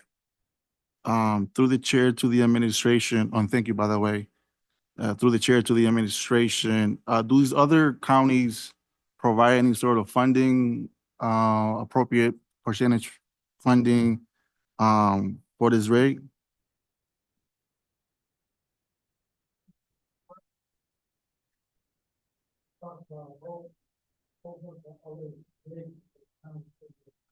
I'm so, through the chair, I guess I was utilizing fireman nomenclature, which I know that our public safety personnel in the administration understands, so I'll try to be more straight. I guess by rig, I mean the hazmat rig, which is the truck. But you're trying to understand more about this item on. Correct, correct. So I guess to the point that I'm trying to get to is to understand if other counties are indeed utilizing this rig, are they putting into the pot to help us afford this hazmat rig as the prices of this rig keep increasing? Where a regular fire truck costs somewhere in the hundreds of thousands. We're looking at $1 million trucks now. So these are becoming more expensive, and if other counties are in need of these services because they lack the ability to provide one for their own, and we're going to be providing mutual aid services to these other organizations or other counties, may I say, then I would like to know if these other counties would be providing some sort of aid and funding so we could help pay for the very expensive hazmat material truck. Okay.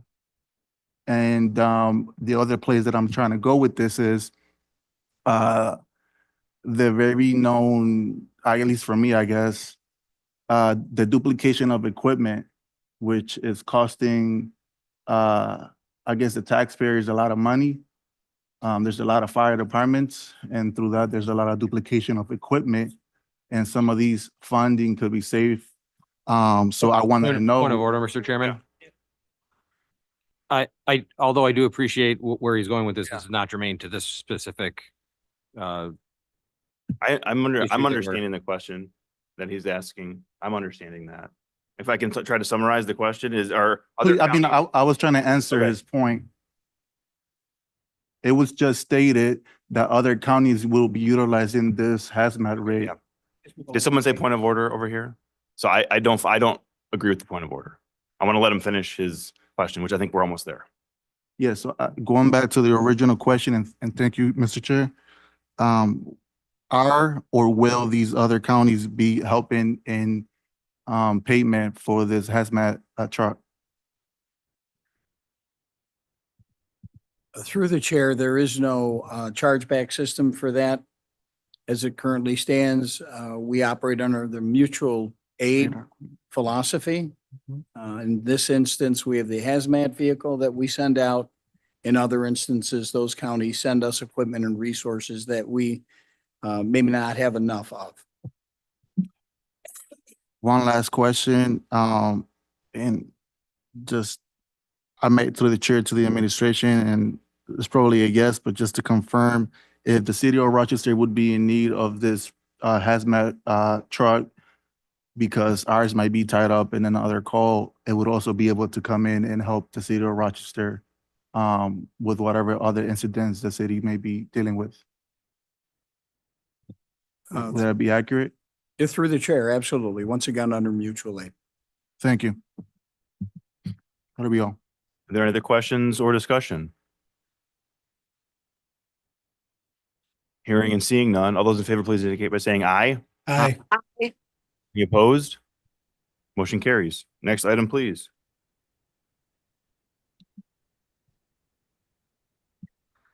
Referral 25-0178, authorizing intermunicipal agreement with the Hilton Central School District for the purchase of fuel for vehicles of the Monroe County Sheriff's Office.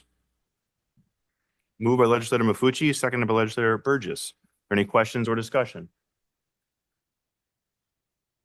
Seeing none, all those in favor, please indicate by saying aye. Aye.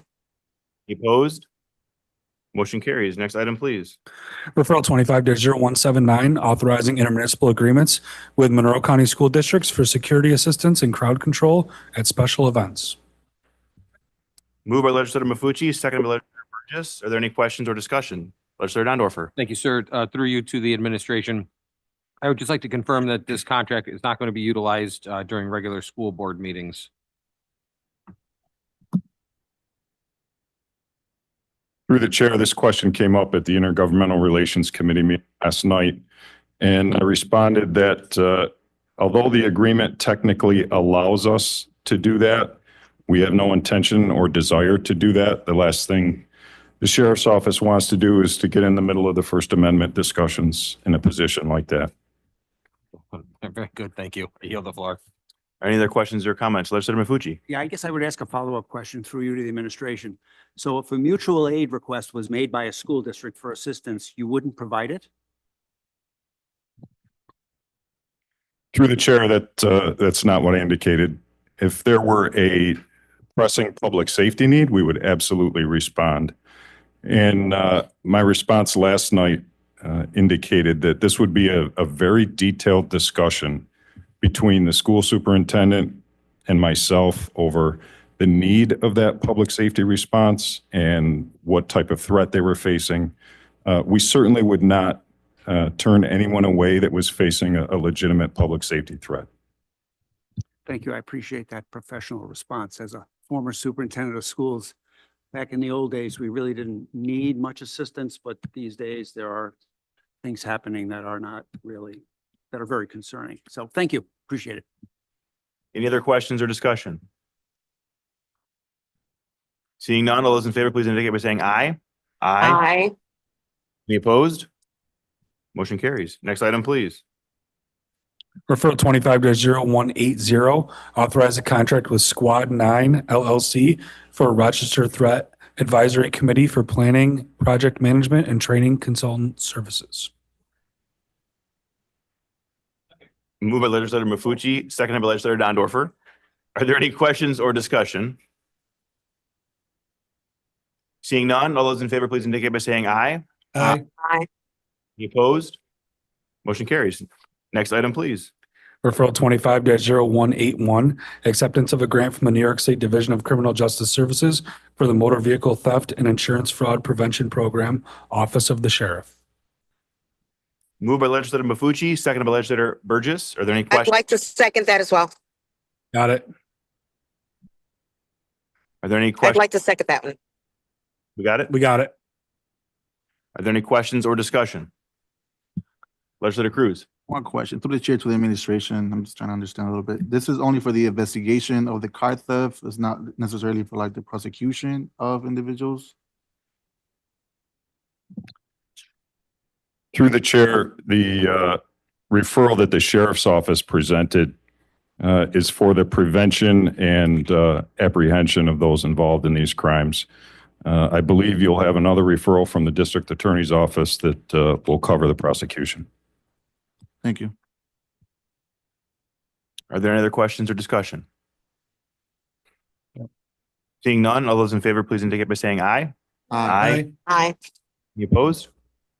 Item carries. Next item, please. Referral 25-0182, acceptance of a grant from the New York State Division of Criminal Justice Services for the Motor Vehicle Theft and Insurance Fraud Prosecution Program, District Attorney's Office. Moved by legislator Maffucci, seconded by legislator Burgess. Are there any questions? Second.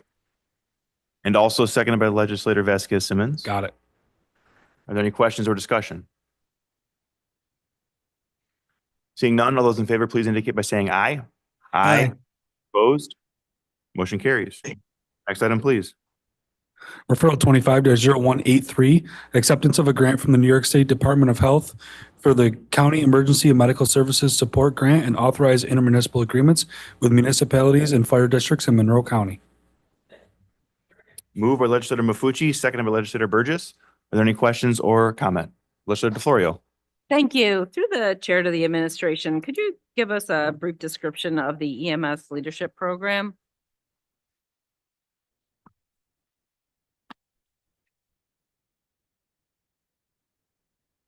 Through the chair, thank you. The program is going to be scheduled to be once this grant is accepted, but the concept is much like we provide leadership opportunities for fire service as well as law enforcement. So this will be the voice of the customer. The EMS agencies will be at the table with us as we design the program.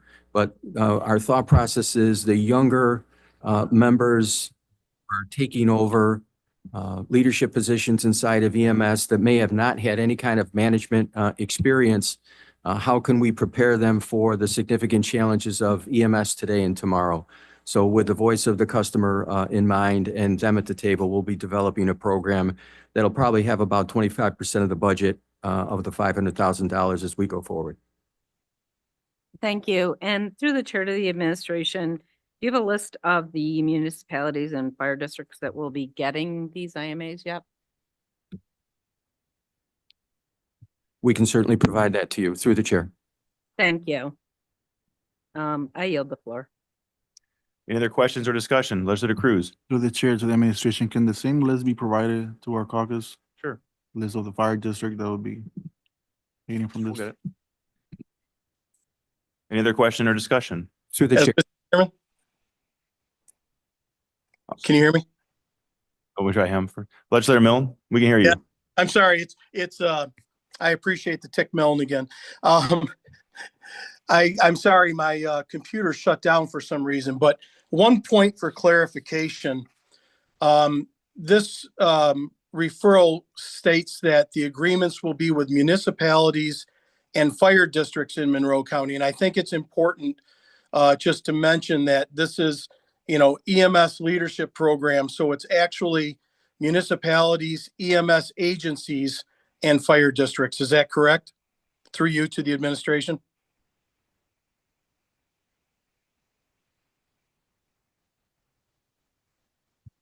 Brendan Fleming, Chief Deputy County Attorney.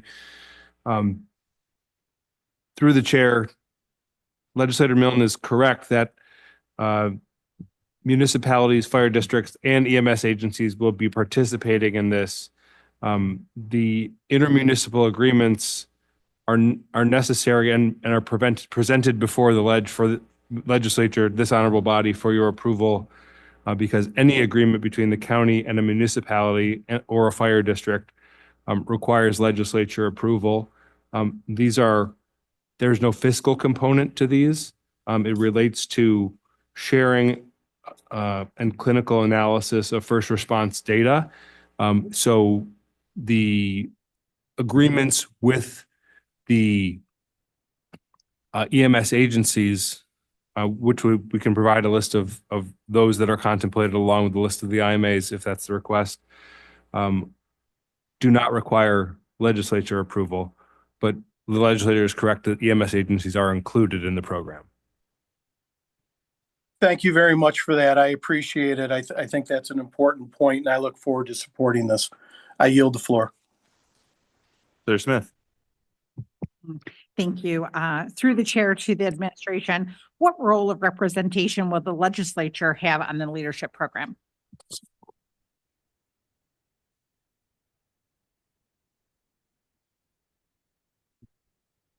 Certainly, through the chair, we can review the leadership program in advance of delivering that to the field. So we'd be happy to provide input to the legislature at that time. And I also would mention that there is legislature representation on the EMS Advisory Board. And as part of our review process with the EMS Advisory Board, we'll be providing updates on all of these programs through there as well.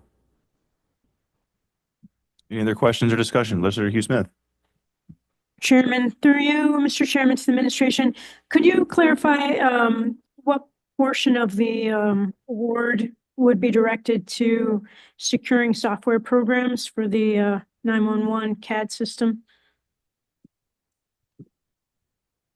So that specific part of the budget, we would expect to be a significant portion, but we have not gone out to bid on any of that until this grant is awarded. Our expectation is that if you take 25%, that's going to go to leadership, 75% will be two components. One will be software that'll capture the data and improve the CAD system, as well as a software program that we're going to be able to provide to all of the agencies to allow them then to go data mine the information that can then come out of the CAD system for them to go improve both operational as well as clinical effectiveness. Okay, thank you. I yield the floor. Any other questions, comments, or discussion? Seeing none, all those in favor, please indicate by saying aye. Aye. Any opposed? Motion carries. Are there any other matters to come before this committee? There being no other matters, the May 20th, 2025 meeting of the Public Safety Committee stands adjourned. The next meeting of the Public Safety Committee will be held on Tuesday, June 24th, 2025 at 5:30 p.m. The May 19th, 2025 meeting of the Recreation and Education Committee will now come to order. Will the clerk please call the roll? Ms. Bartholomew McCoy. Here. Ms. Bartholomew McCoy is present. Chairman Baynes is absent. Ms. Delvecchio Hoffman. Ms. Delvecchio Hoffman is present. Ms. Hasman. Ms. Hasman is present. Mr. Johns. Mr. Johns is present. Mr. McCabe. Mr. McCabe is present. Mr. Sinclair. Here. Mr. Sinclair is present. President Román. President Román is present.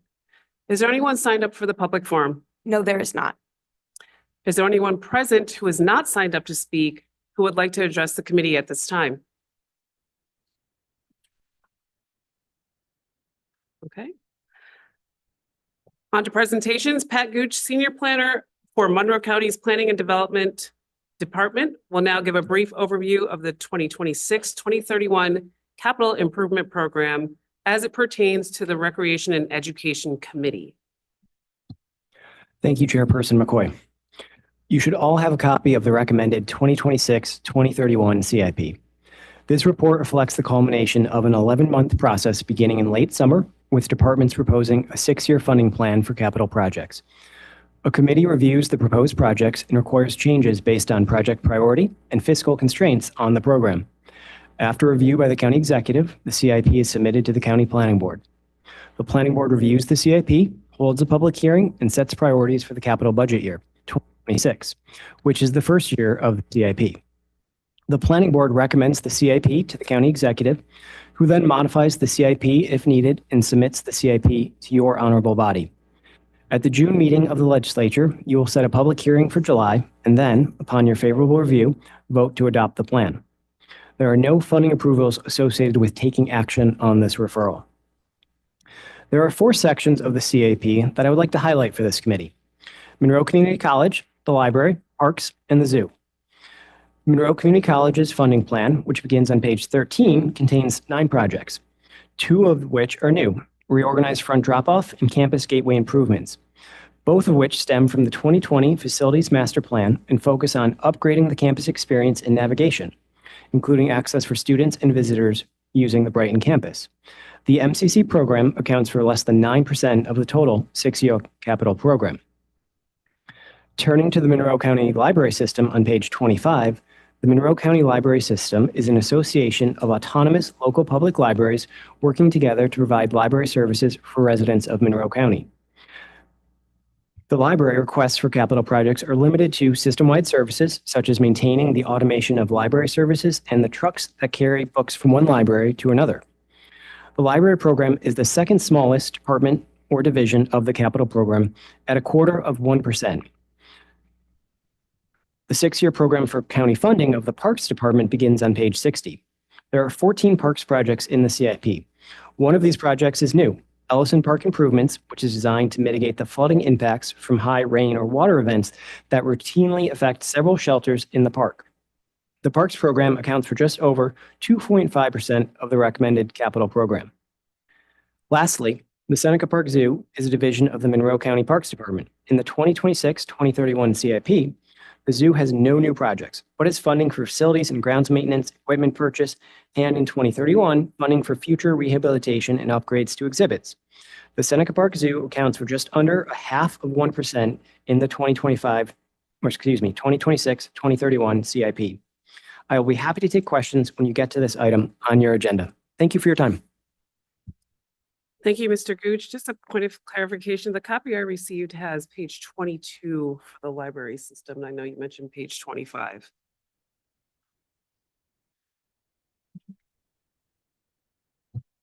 Apologies, that's a typo on my end. No problem. The next item on the agenda is the approval of minutes. You have the March 24th, 2025 minutes before you. They will stand approved unless the clerk is notified of any changes by the end of the day. Next item on the agenda is new business. Madam Clerk. 25-0156, authorize a contract with CNS Engineers, Inc. for professional design services for the MCC Downtown Campus Career Center project. Move it. Moved by Legislator Hasman, seconded by President Román. Is there any discussion? All those in favor, please signify by saying aye. Any opposed? Item carries. Next item.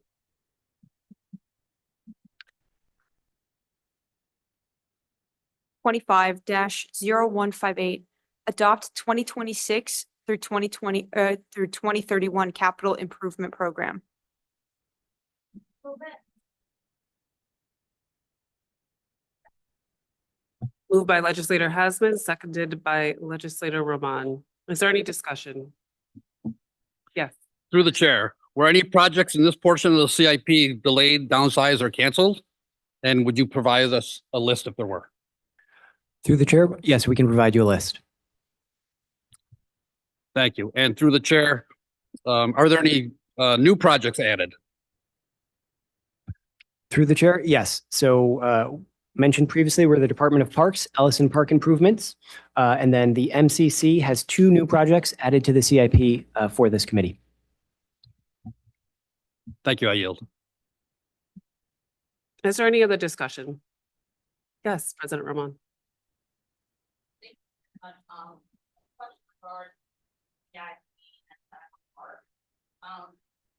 As mentioned, there was no new renovation to the park itself. I think just looking back, it doesn't appear that the renovation or support for the playground for the itself have happened in the CIP. The implementation of the master plan in 2018. I'm wondering if there was or will be an emphasis on the park, the playground itself.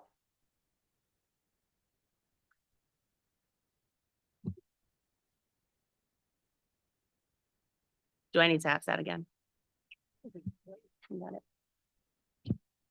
Through the chair, we certainly note that the playground in the southern part of the Seneca Park could use some revitalization, and as such, recently remitted a grant through New York State for dollars to invest in the reconstruction of that playground and the playground just south of the Seneca Park zoo parking lot. So certainly note the funding within the CIP is absent in Seneca Park, but the department as a whole is attempting to pursue additional dollars through the state of New York. Thank you for that information and for remitting or submitting that grant. Just as an individual who frequents that park, loves the greenery, I have seen the deterioration of the playgrounds while we continue to invest in the inside zoo. I will love to help and support in any way for those grants because it will keep families there longer. keep them connected to our zoo, and really use that space for its intended purpose. So, thank you. Is there any other discussion? All those in favor, please signify by saying aye. Aye. Any opposed? Item carries. Next item. 25-0169. Authorize a contract with the New York State Office of Parks, Recreation, and Historic Preservation for the operation and maintenance of properties adjacent to Arundequoit Bay Park West. Move it. Moved by legislator Hasman, seconded by President Román. Is there any discussion? Yes, legislator Sinclair. Sorry, through the chair, what's the purpose of the new agreement?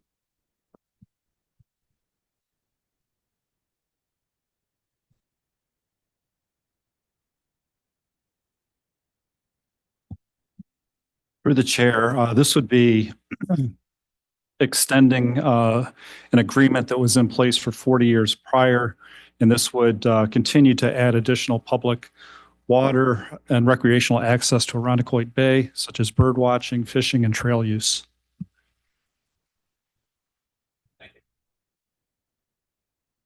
Is there any other discussion? All those in favor, please signify by saying aye. Any opposed? Item carries. Next item.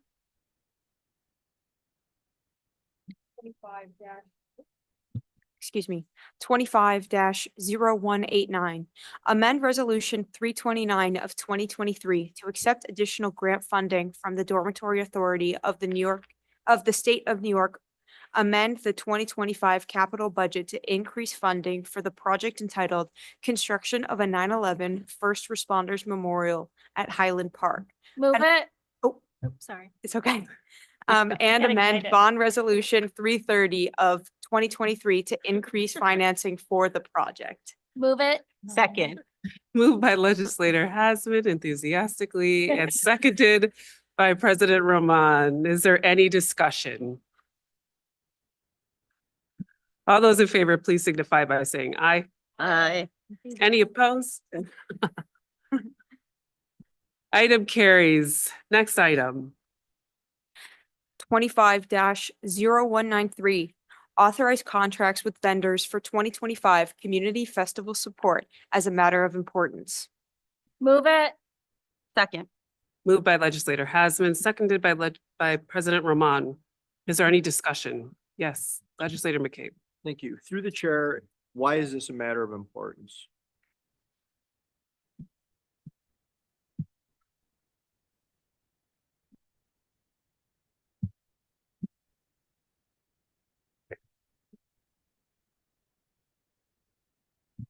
Through the chair, Brendan Fleming, Chief Deputy County Attorney. Planning only recently completed the selection process after the applications were received from prospective festival applicants. And to get the money out as quickly as practicable, it was deemed that referring it to your honorable body as a matter of importance would be prudent. Thank you. As a follow-up through the chair to the administration, how were the festivals which will be receiving funding chosen, and why were these funded at such high amounts? Through the chair, the festivals were selected for funding based on meeting requirements set forth in New York State County Law, Section 224, as outlined in the referral, and which I'll discuss in a moment, and additional criteria established by the county.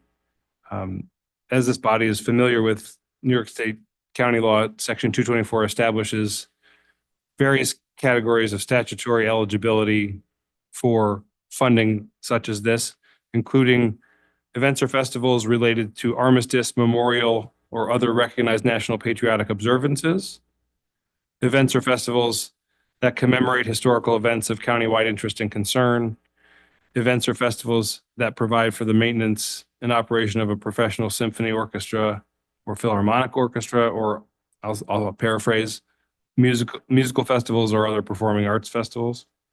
and events or festivals that publicize the advantages of the county. As in previous years, with this referral, the county established additional requirements related to the applicant festival's specific date, must be in 2025, location must be within Monroe County, size must reach in person 1,000 or more attendees, and cost, there must be a free component if the entire festival is not entirely free.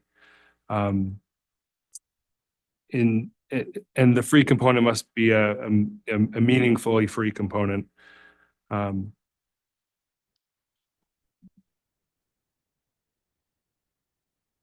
guess as a follow-up to that, thank you, is, I guess, why were these Through the chair. festivals in particular chosen and given higher dollar amounts through the chair to the administration, and as opposed to the $20,000 minute amount? These other festivals were all selected to receive higher amounts. I guess my question is, why were these festivals chosen as opposed to other festivals?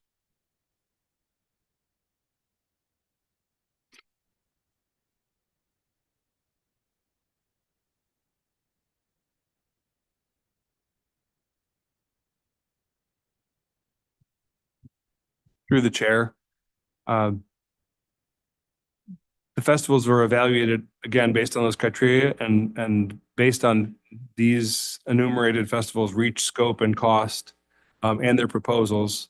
The administration recommends to this honorable body awarding these amounts. Okay, I yield. Is there any other discussion? Yes, Legislator DiFlorio Hoffman. Yeah, I just wanted to say thank you through the chair of the administration. These grants are a great way to get money into our community and the festivals. There's so many festivals on the list, not just the 4 that are coming for contract approval. And they add so much to our community, and I appreciate everyone who does the work every year to go through these and get that money out there. Thank you. Is there any other discussion? Yes, Legislator Johns. Yeah, through you, Madam Chairwoman, to the administration. Just 2 quick questions. Is the funding this year more or less or the same as last year?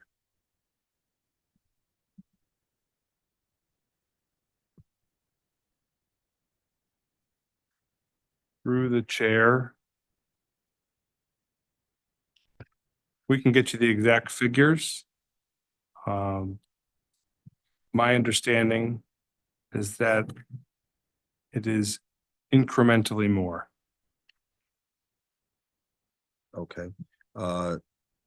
Through you, Madam Chairwoman, one more question to the administration. And as compared to last year, are there more festivals that are funded? And did any of the festivals that received money last year receive less this year? Through the chair, we will get you the breakdown on the second part, legislator. To answer the first part of the question, yes, more festivals are receiving funding this year as compared to last year. In 2024, 26 festivals received funding. In 2025, subject to this honorable body's action on these matters, 43 are proposed to receive funding. Okay, about 50% more. Correct. Thank you. Is there any other discussion? All those in favor, please signify by saying aye. Any opposed? Item carries. Are there any other matters to come before this committee?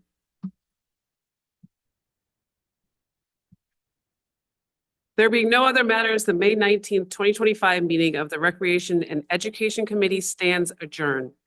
The next meeting of the Recreation and Education Committee will be held on Monday, June 23rd, 2025 at 6 p.m.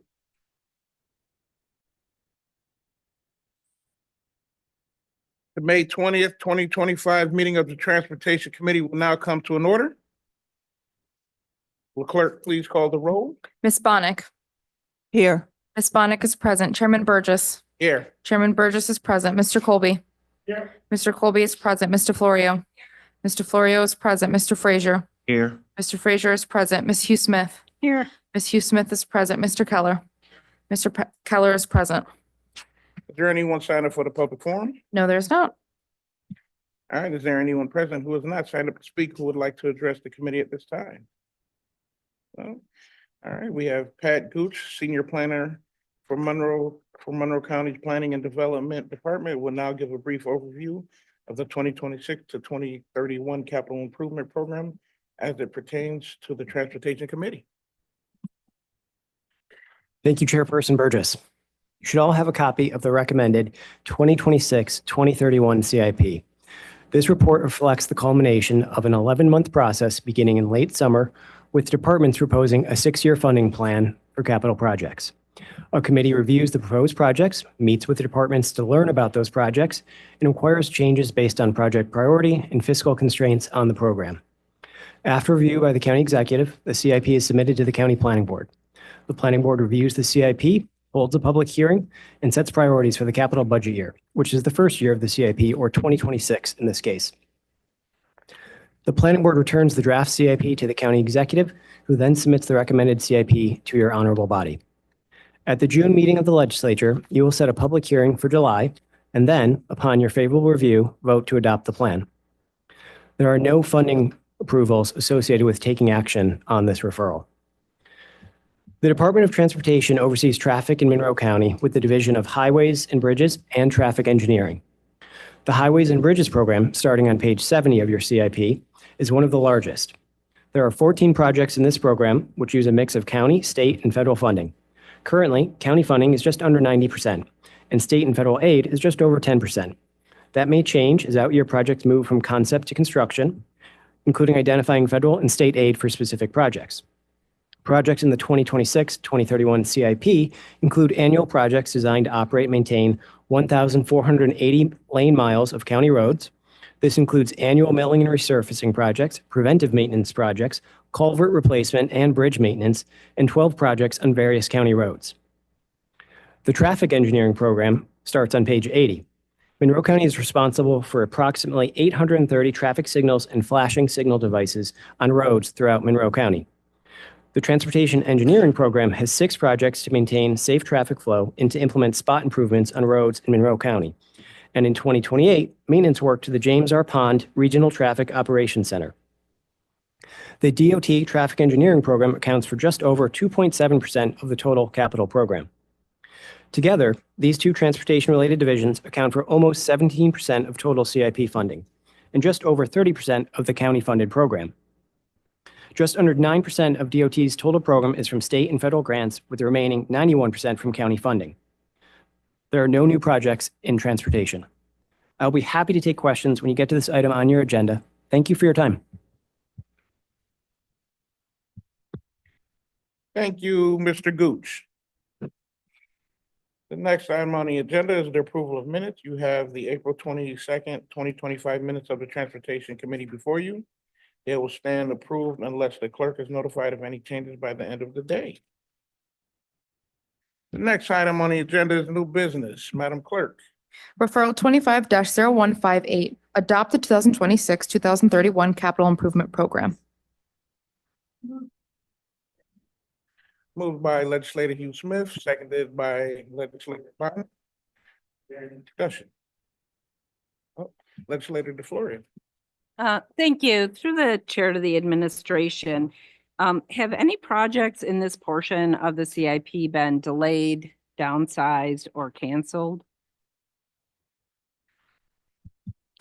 Through the chair, the CIP is meant to be a 6-year planning document, which means that the out years are often fluctuating. I don't recall specific projects that have been removed, delayed, but we can provide you with a list if we can find those. Thank you. And through the chair to the administration, have any new projects been added to this portion of the CIP since last year? There are no new, through the chair, there are no new projects from the 2025-2030 to 2026-2031 CIP for the transportation-related portion.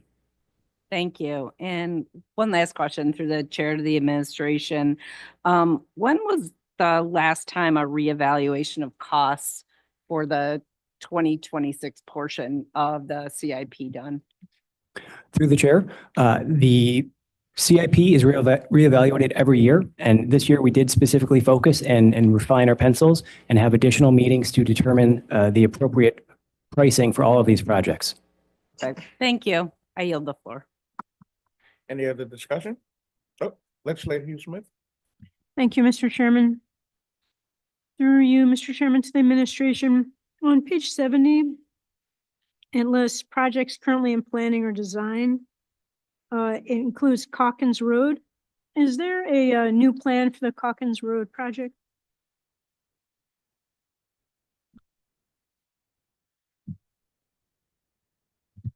Through the chair, could you explain what you mean by new design? Yes, I believe it was last year through you, Mr. Chairman's administration. I believe it was last year. There was a Calkins Road project. I thought it was Calkins Road that had been planned that then got delayed. Through the chair, we approached the public with a preferred design alternative. Unfortunately, the public disagreed with where the direction we wanted to head with this design alternative. We received feedback from the public, we listened to the public, and we are more or less putting back what the public is requesting. So could you explain what you will be doing at Calkins Road to improve safety? Through the chair, to improve safety, we will be narrowing the travel lanes to 10 feet in an effort to lower speeds and providing shoulders for pedestrians and bicyclists. But so through you, Mr. Chairman, to the administration, so there's going to be no bike lanes or additional sidewalks to improve safety? Through the chair, no. The town is looking for the funding for the sidewalks, and they were unable to procure it, so we will not be installing sidewalks as part of this. Regarding bike lanes, that's up to the town to decide, but I believe that at this time, they chose not to put them in.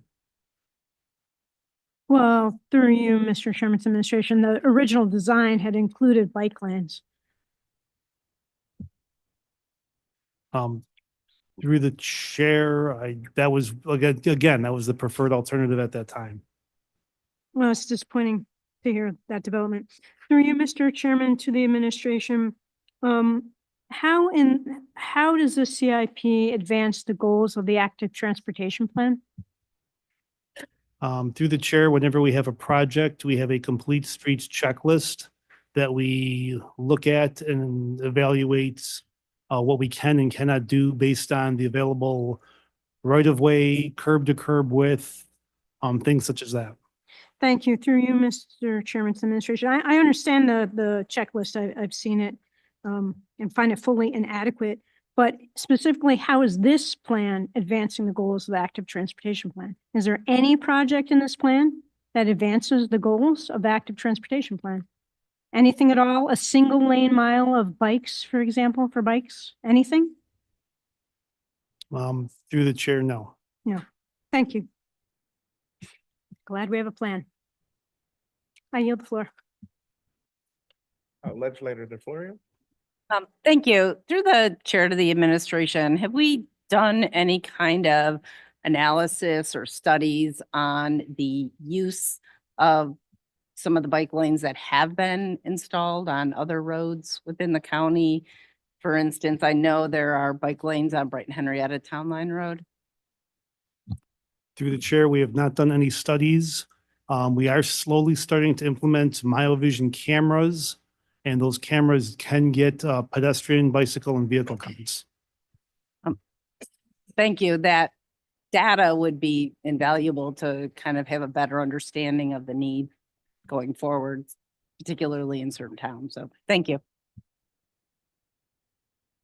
Any other discussion? Okay, all those in favor, please signify by saying aye. Aye. Any opposed? Yeah, opposed. So noted. Hughes-Smith. Item carries. Next item. Referral 25-0173, authorize the alteration of Rochester Pure Water's district sewer assets by the New York State Department of Transportation during the New York 33A Chi-Li Ave over Erie Canal Bridge project, Town of Gates and City of Rochester, Monroe County, PIN 4077.31. Move it, Mr. Chairman. Second. Moved by legislator Hughes-Smith, seconded by legislator Bonnet. Is there any discussion? Yes, legislator Kobe.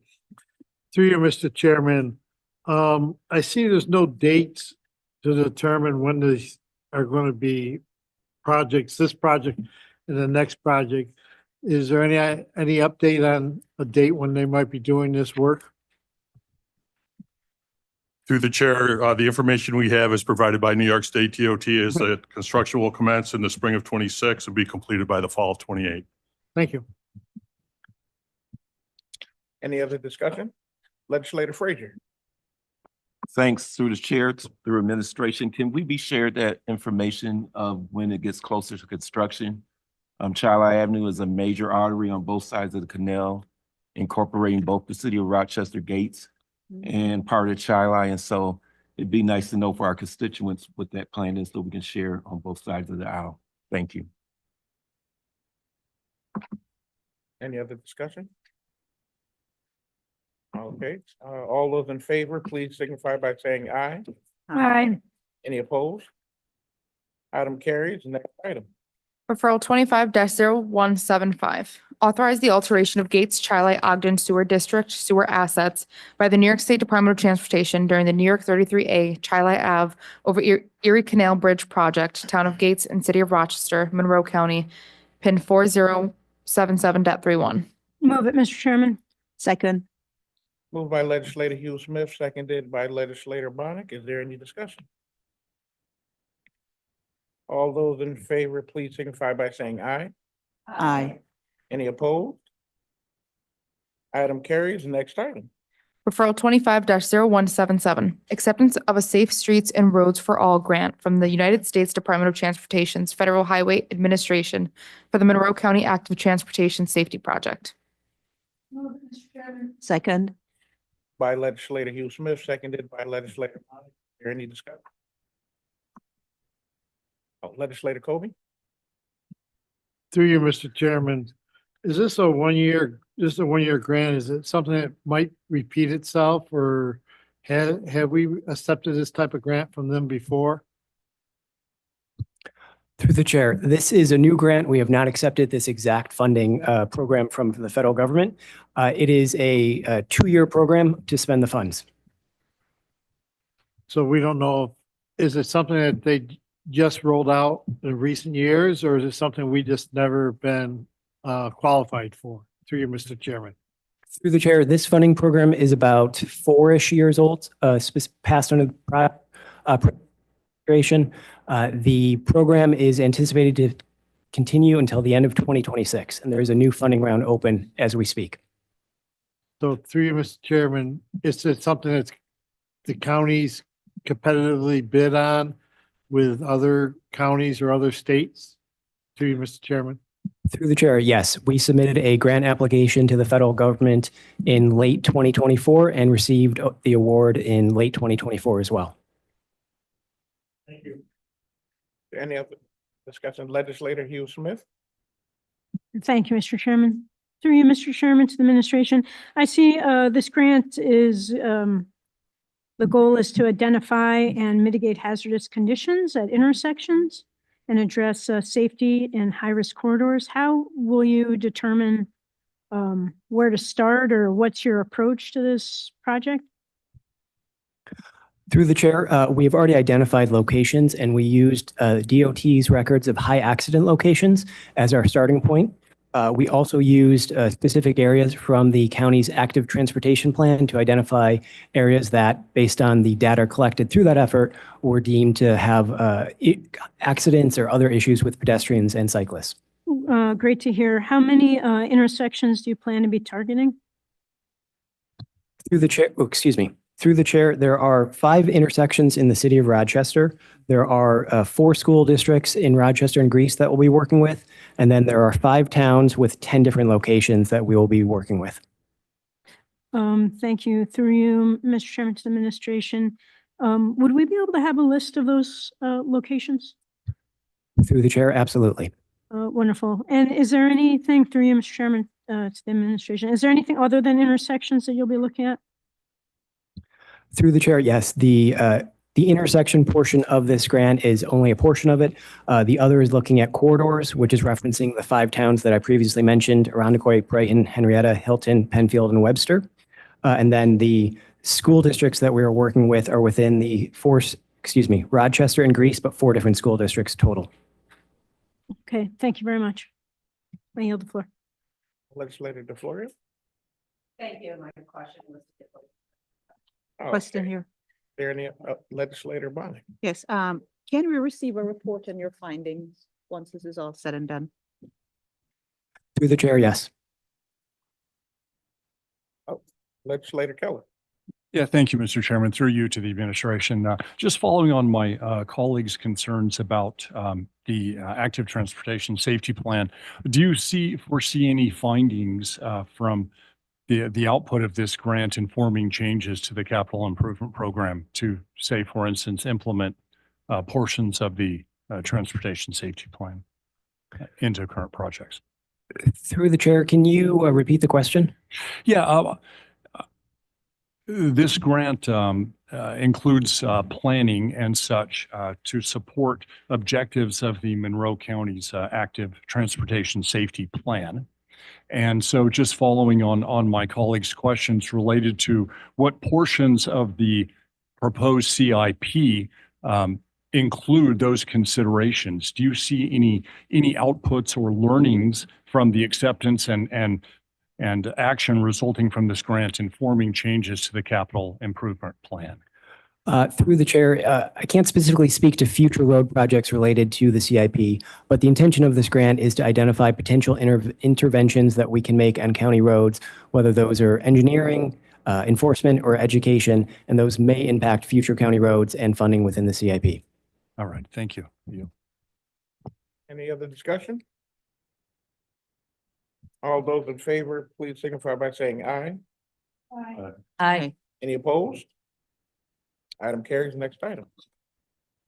Referral 25-0184, authorize a contract with and accept a donation of services from Genesee Transportation Council for the Monroe County Local Road Safety Plan. Second. Moved by legislator Hughes-Smith, seconded by legislator Bonnick. Is there any discussion? No discussion. All those in favor, please signify by saying aye. Any opposed? Item carries. Next item. Referral 25-0185, authorize a contract with and accept a donation of services from Genesee Transportation Council for the Monroe County Safe Routes Child Walk and Bike Safety Education Program. Second. Moved by legislator Hughes-Smith, seconded by legislator Bonnick. Is there any discussion? There being none, all those in favor, please signify by saying aye. Aye. Any opposed? Item carries. Are there any other matters to come before this committee? With there being none, no matters, the May 20th, 2025 meeting of the Transportation Committee stands adjourned. The next meeting of the Transportation Committee will be held on Tuesday, June 24th, 2025 at 5:15 p.m. Good evening, everyone. The May 20, 2025 meeting of the Ways and Means Committee will now come to order. Will the clerk please read the roll?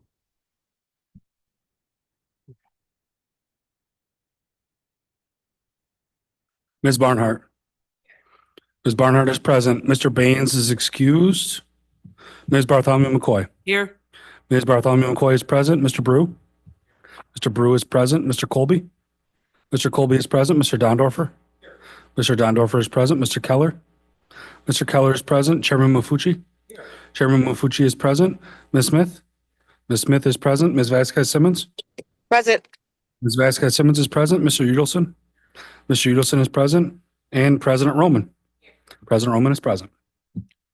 Will Legislator Bartholomew McCoy please lead us in the Pledge of Allegiance? Allegiance to the flag of the United States of America and to the republic for which it stands, one nation, under God, indivisible, with liberty and justice for all. Thank you, Legislator Bartholomew McCoy. Pat Gooch, Senior Planner for Monroe County's Planning and Development Department, will now give us a brief overview of the 2026 to 2031 Capital Improvement Program as it pertains to the Ways and Means Committee. Thank you, Chairperson Maffucci. You should all have received a copy of the County Executive's recommended 2026-2031 CIP. The Monroe County Planning Board reviewed the County Executive's proposal, held a public hearing, and prioritized the 2026 budget year projects before the CIP was referred to your honorable body. At the full legislature meeting in June, you'll set a public hearing for July, and then, upon your favorable review, vote to approve the plan. There are no funding approvals associated with taking action on this referral. We're going to take just a few minutes to look at the recommended capital improvement program in terms of funding sources. Budget year funding, the budget years 2026, and new projects. For a more detailed description of funding sources, please refer to page 1 of your CIP. This year, the 213 project 6-year program is summarized by department and in total in Table 1 on pages 4 to 5 of the CIP. Recommended total program funding is $562 million. Total county funding is just over $280 million in this recommended CIP, which is about 50% of the total CIP. There are two kinds of county funding, bonding and county cash. Projects that use county cash are paid for out of operating funds and do not impact the county's debt. Moving on to district funding is used by Pure Water's program and accounts for almost 30% of total CIP funding. There are two kinds of district funding, bonding and district cash. Projects that use county cash are paid for out of operating funds and do not impact Pure Water's debt. Enterprise funding, or user fees, for the hospital, airport, and solid waste accounts for 7% of the total CIP funding. There are two kinds of enterprise funding, bonding and cash. Projects that use cash are paid for out of operating funds. State and federal funding is used at the Monroe Community College, airport, traffic engineering, highways and bridges, and sheriff's programs. Together, state and federal funding accounts for about 13% of CIP funding. Currently, only the airport and the Department of Transportation have federal funding scheduled within this CIP. That is 18 airport projects and 3 projects from DOT highways and bridges. There is currently no private funding in the recommended CIP. Private funding often comes into the CIP when a road project is partially funded by a municipality or by a private developer. Table 2 on pages 4 and 5 of your CIP Table 2 on pages 6 and 7 of your CIP lists 73 capital budget year projects in priority order as determined by the Monroe County Planning Board. Those 73 projects scheduled for 2026 will require approximately $109 million in total funding. Chart 2 on page 3 summarizes the estimated debt service during the program years based on existing debt, authorized but as of yet unissued debt, and funding proposed in the recommended CIP. I'm going to highlight a few departments with new projects in the CIP. You're likely aware that departments only appear in the CIP program if they have a project in the 6-year program. You'll recall that the county clerk's office appeared in last year's 6-year program and does not appear this year. The Board of Elections, which is on page 11 of this year's CIP, has a project scheduled to conclude in 2026. If nothing is added next year, it will also fall out of the CIP. The Monroe Community College's funding plan begins on page 13. It contains 9 projects, 2 of which are new. Reorganized front drop-off and campus gateway improvements, both of which stem from the 2020 Facilities Master Plan and focus on upgrading the campus experience, including access for students and visitors who need to navigate the campus. The MCC program accounts for less than 9% of the total 6-year capital program. Moving on to the Department of Environmental Services, the Pure Waters program begins on page 36. 5 new projects are introduced to the CIP, one of which, Rochester Pure Waters District, Frank E. Van Leer Water Resources Recovery Facility, Biosolids Handling, is slotted for 2026. The remaining 4 are slotted for the last year of the 6-year program, 2031. Pure Waters projects are funded solely through district funds. The Pure Waters program accounts for just under 30% of the total capital program this year. The Facilities Management program begins on page 49 of your CIP. There are 19 projects and 2 new projects related to improvements to county facilities in this CIP.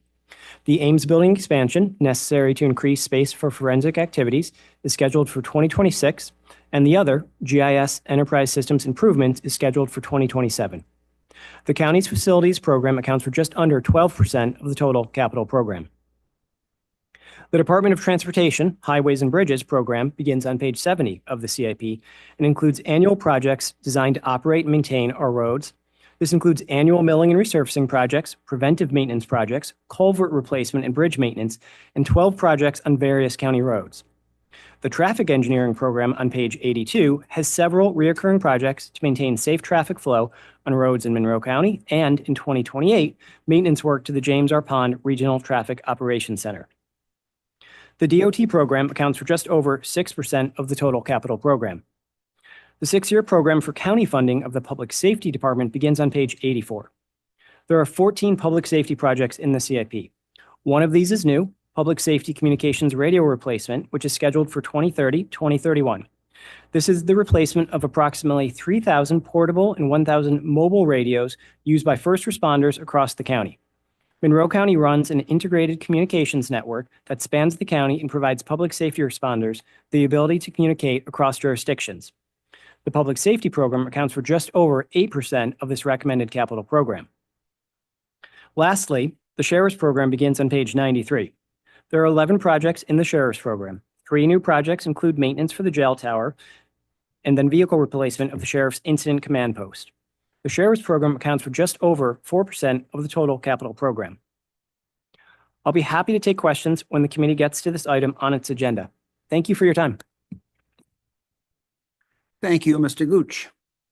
Are there any speakers signed up for the public forum? There's not. Is there anyone here who would like to address the committee at this time? The next item on the agenda is the approval of minutes. You have the minutes from the April 22nd, 2025 meeting before you. They will stand approved unless the clerk is notified of any changes by the end of the day. New business. Next item on the agenda is new business. Mr. Clerk. Referral 25-0153, authorize the sale of county-owned tax foreclosure property located at Main Street, Scottsville, New York, 14546 in the town of Wheatland. Move it. Second. All righty, moved by Legislator Udelson, seconded by Legislator Bartholomew McCoy. Is there any discussion? All those in favor, please indicate by saying aye. Aye. Opposed. Item carries. Next item. Mr. Chairman, I move that we recognize that we move the rest of the agenda with the exception of the following items, all starting with 25 dash, there are items number 156, 157, 158, 161, 171, 186, 187, 188, 191, 192, and 193. Second. Moved by Legislator Udelson, seconded by President Román. Any discussion? All those in favor, please indicate by saying aye. Aye. Any opposed? Aye. Item carries. Next item.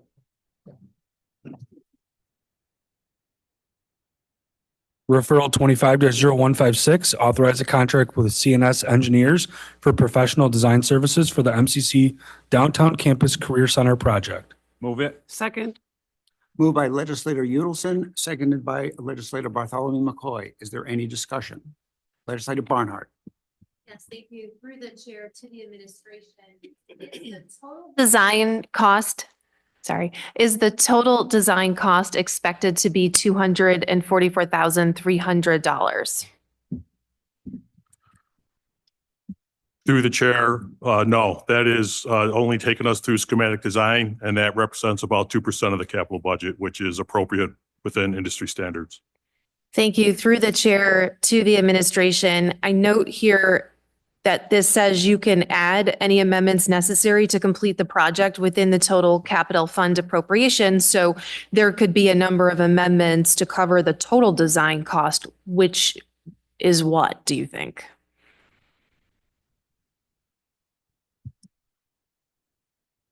Design, through the chair, design is generally anywhere from 10 to 15% of the capital project, depending upon the complexity of the project. So I would expect no greater than 15%. Through the chair to the administration, is there a reason you don't ask us for the total amount that this contract is expected to cost while we're here voting? Through the chair, yes.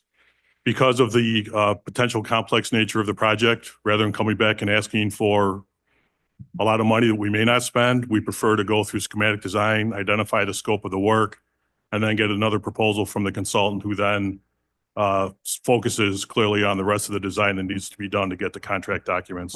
So from a fiscal responsibility, it's more important for us to spend the money we need rather than just asking for a bunch of money and then not spending it.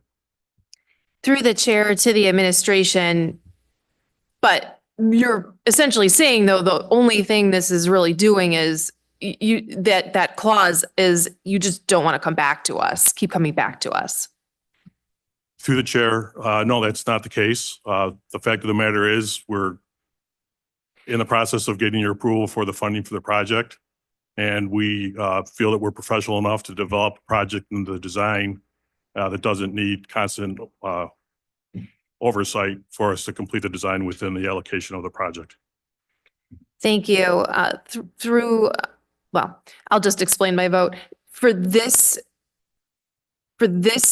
resolution and the following one, I will vote yes, because I think these are really good projects, but I really dislike that clause that, hundreds of thousands of dollars could be added to these design contracts without the legislature knowing. We saw what happened in another project. And I'm not suggesting that anything wrong is going on, but I do think that oversight is important and not a waste of our time as legislators. So I would welcome that in the future. So thank you. I will be voting yes. Legislator Smith. Thank you. Through the chairman to the administration, if you had to come back to us, would that delay your project?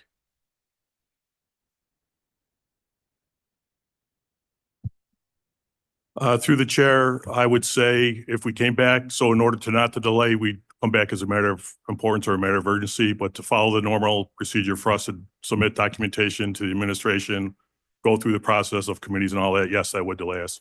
Thank you. Any other discussion?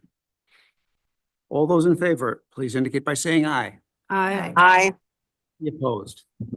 Item carries. Next item. Referral 25-0157, authorize a contract with Popley Architecture and Engineering, DBA Popley Design Group for professional design services for the county clerk's office renovations CDP project. Second. Moved by legislator Udelson, seconded by legislator Bartholomew McCoy. Is there any discussion? Legislator Barnhart. Thank you. Through the chair to the administration, I'm just going to ask the same question. That $29,945, it sounds like will be a fraction of the design costs. Can you tell us what you expect the total design cost to be?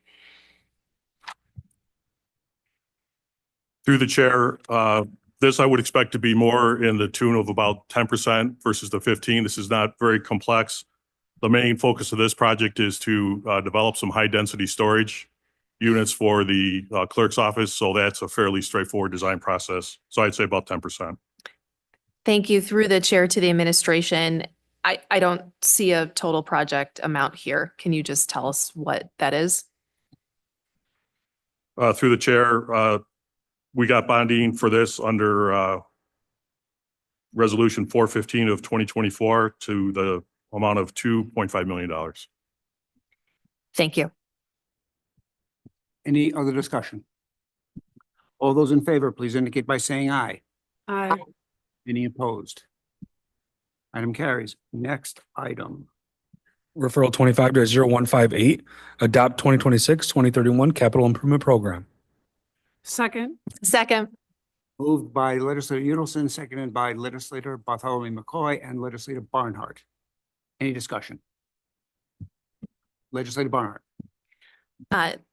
Yes, I would just like to explain my vote. I am a member of the planning board. I would like to thank the planning team and staff for their excellent work on the capital improvement plan. I appreciate the information that has been provided to the planning board, the patience in asking all board and answering all board member questions. I would like, though, to see the slide presentations that we are given at these meetings provided to the legislature in our monthly packets, because we often vote in committee before the planning board votes. I think my colleagues would appreciate this extra information because the department heads do a fantastic job with these slide decks, really explaining these projects. And I think the legislature would benefit from that additional information. By the time I would share it, it would be too late. So thank you. I will be enthusiastically voting yes on this plan. Any other discussion? All those in favor, please indicate by saying aye. Aye. Opposed? Item carries. Next item. Referral 25-0161, authorized grant contracts pursuant to the American Rescue Plan Act, ARPA. Second. Moved by legislator Udelson, seconded by legislator Bartholomew McCoy. Is there any discussion? Legislator Barnard. Thank you. You're welcome. I think I'm just going to explain my vote because I got my questions already answered. When we received this resolution, I thought the projects looked fantastic. This is a great use of ARPA money. I'm enthusiastically supportive. However, one of you know what? I'm on the wrong one. I'm so sorry. This is the wrong resolution. I'm so sorry. I will wait until the next one. Is there any other discussion? All those in favor, please indicate by saying aye. Aye. Opposed? Item carries. Next item.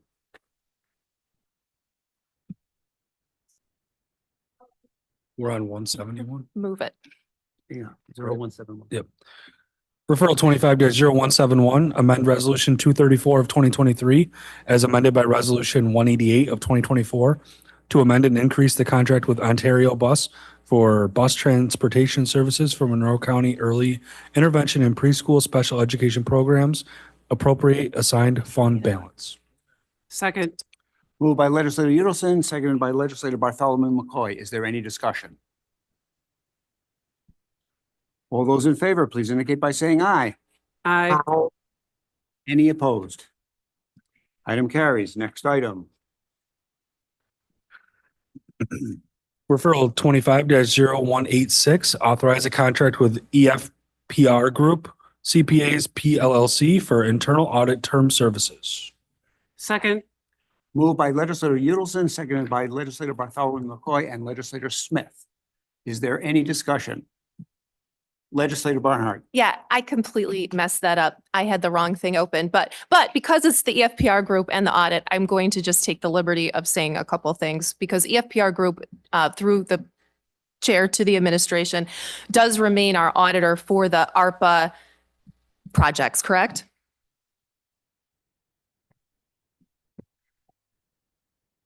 Through the chair, yes, that is correct. Thank you. Okay, so I'll explain my vote on this and the other resolution, and I'll be very brief. In terms of these ARPA audits, Vice President Mercedes Vasquez Simmons and I sent a letter on April 25th requesting all of the audits that this legislature voted had to be provided to us on ARPA projects. And that was last summer. We haven't received anything. And we did request this information within 30 days, which we're coming up on. I'm wondering what the status of our request is and if it will be granted.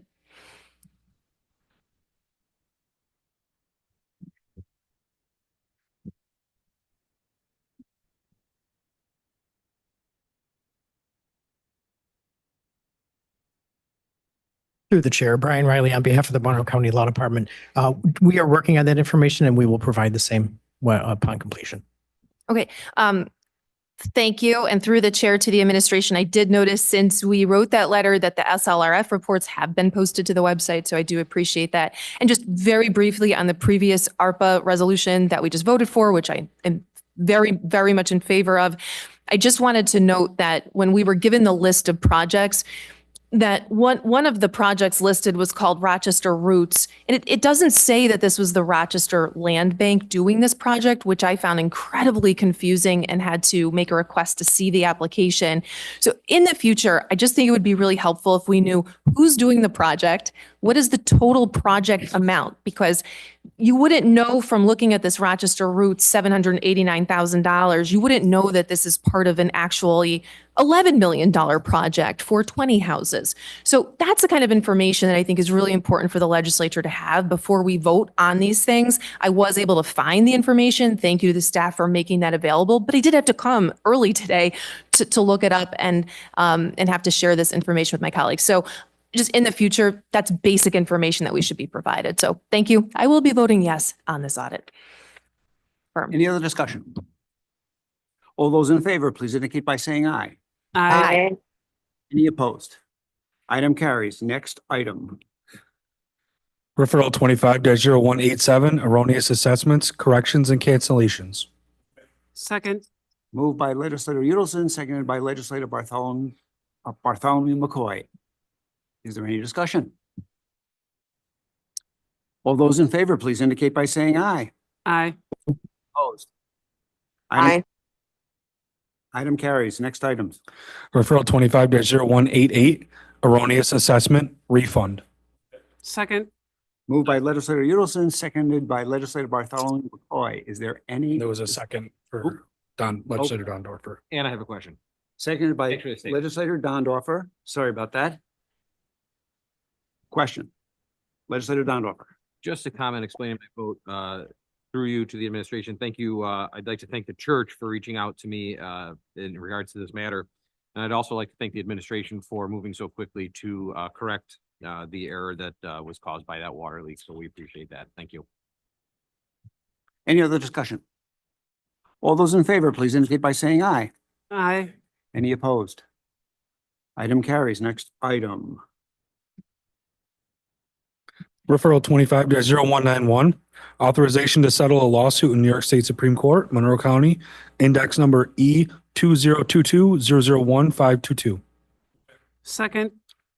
By legislator Udelson, seconded by legislator Bartholomew McCoy. Is there any discussion?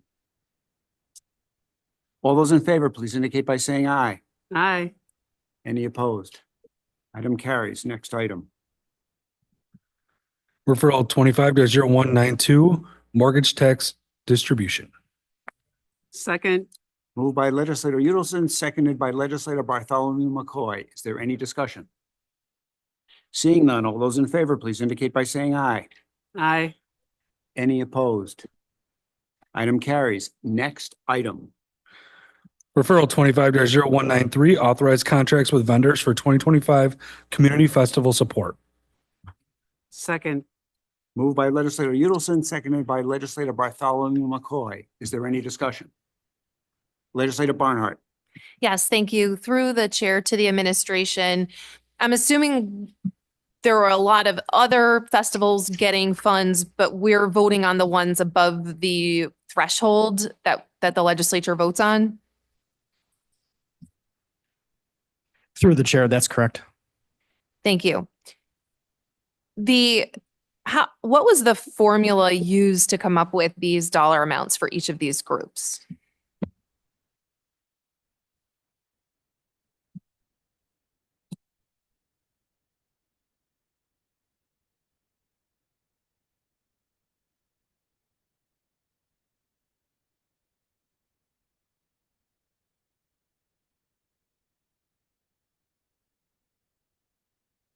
Through the chair, the dollar amounts in the projects were evaluated based on criteria from section 224 of New York State County Law and also county specified criteria.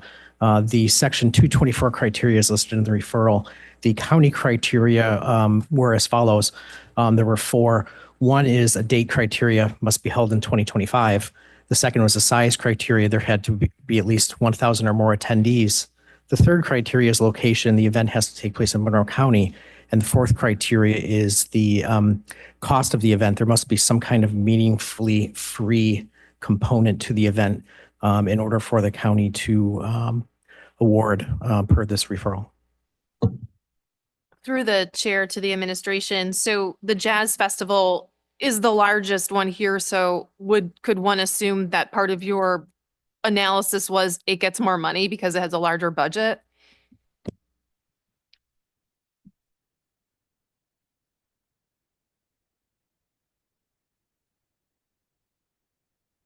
Through the chair, yes, based upon the large number of attendees and budget. Just one more question through the chair to the administration. I could be wrong about this, but I think in the past, Comida has provided funding to festivals such as the Jazz Festival and the Fringe Festival. Will it continue to do so in light of this new festival funding?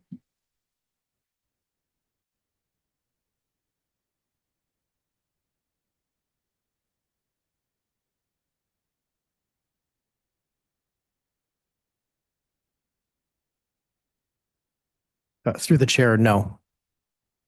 Thank you. Any other discussion? All those in favor, please indicate by saying aye. Aye. Aye. Item carries. Are there any other matters to come before this committee? There are. I have one thing I'd like to talk about, since I have the Ways and Means to do this. This is really good news. Really, really, really good news. As some of you know, one of the responsibilities of the chair of the Ways and Means Committee is to serve as the liaison to Comida. And a company came before us today, OED Technologies International. And they're asking for a very small sales tax exemption because they want to expand their space. They are going to hire 43 more full-time employees to do precision optics fabrications. Really high-tech stuff. And the reason they're not going to Arizona, they had the opportunity to do that. They could have gone to Arizona. Instead of going to Arizona, they're going to stay here, expand, because the workforce development work of MCC and U of R is training those employees extremely well. So that those are 43 more full-time employees coming to work here. And the company didn't go someplace else because of MCC and U of R. I think that's really good news. I wanted to share that. Here, here. There being no other matters, the May 20, 2025 meeting of the Ways and Means Committee stands adjourned. The next meeting of the Ways and Means Committee will be held Tuesday, June 24th, 2025 at 6 p.m.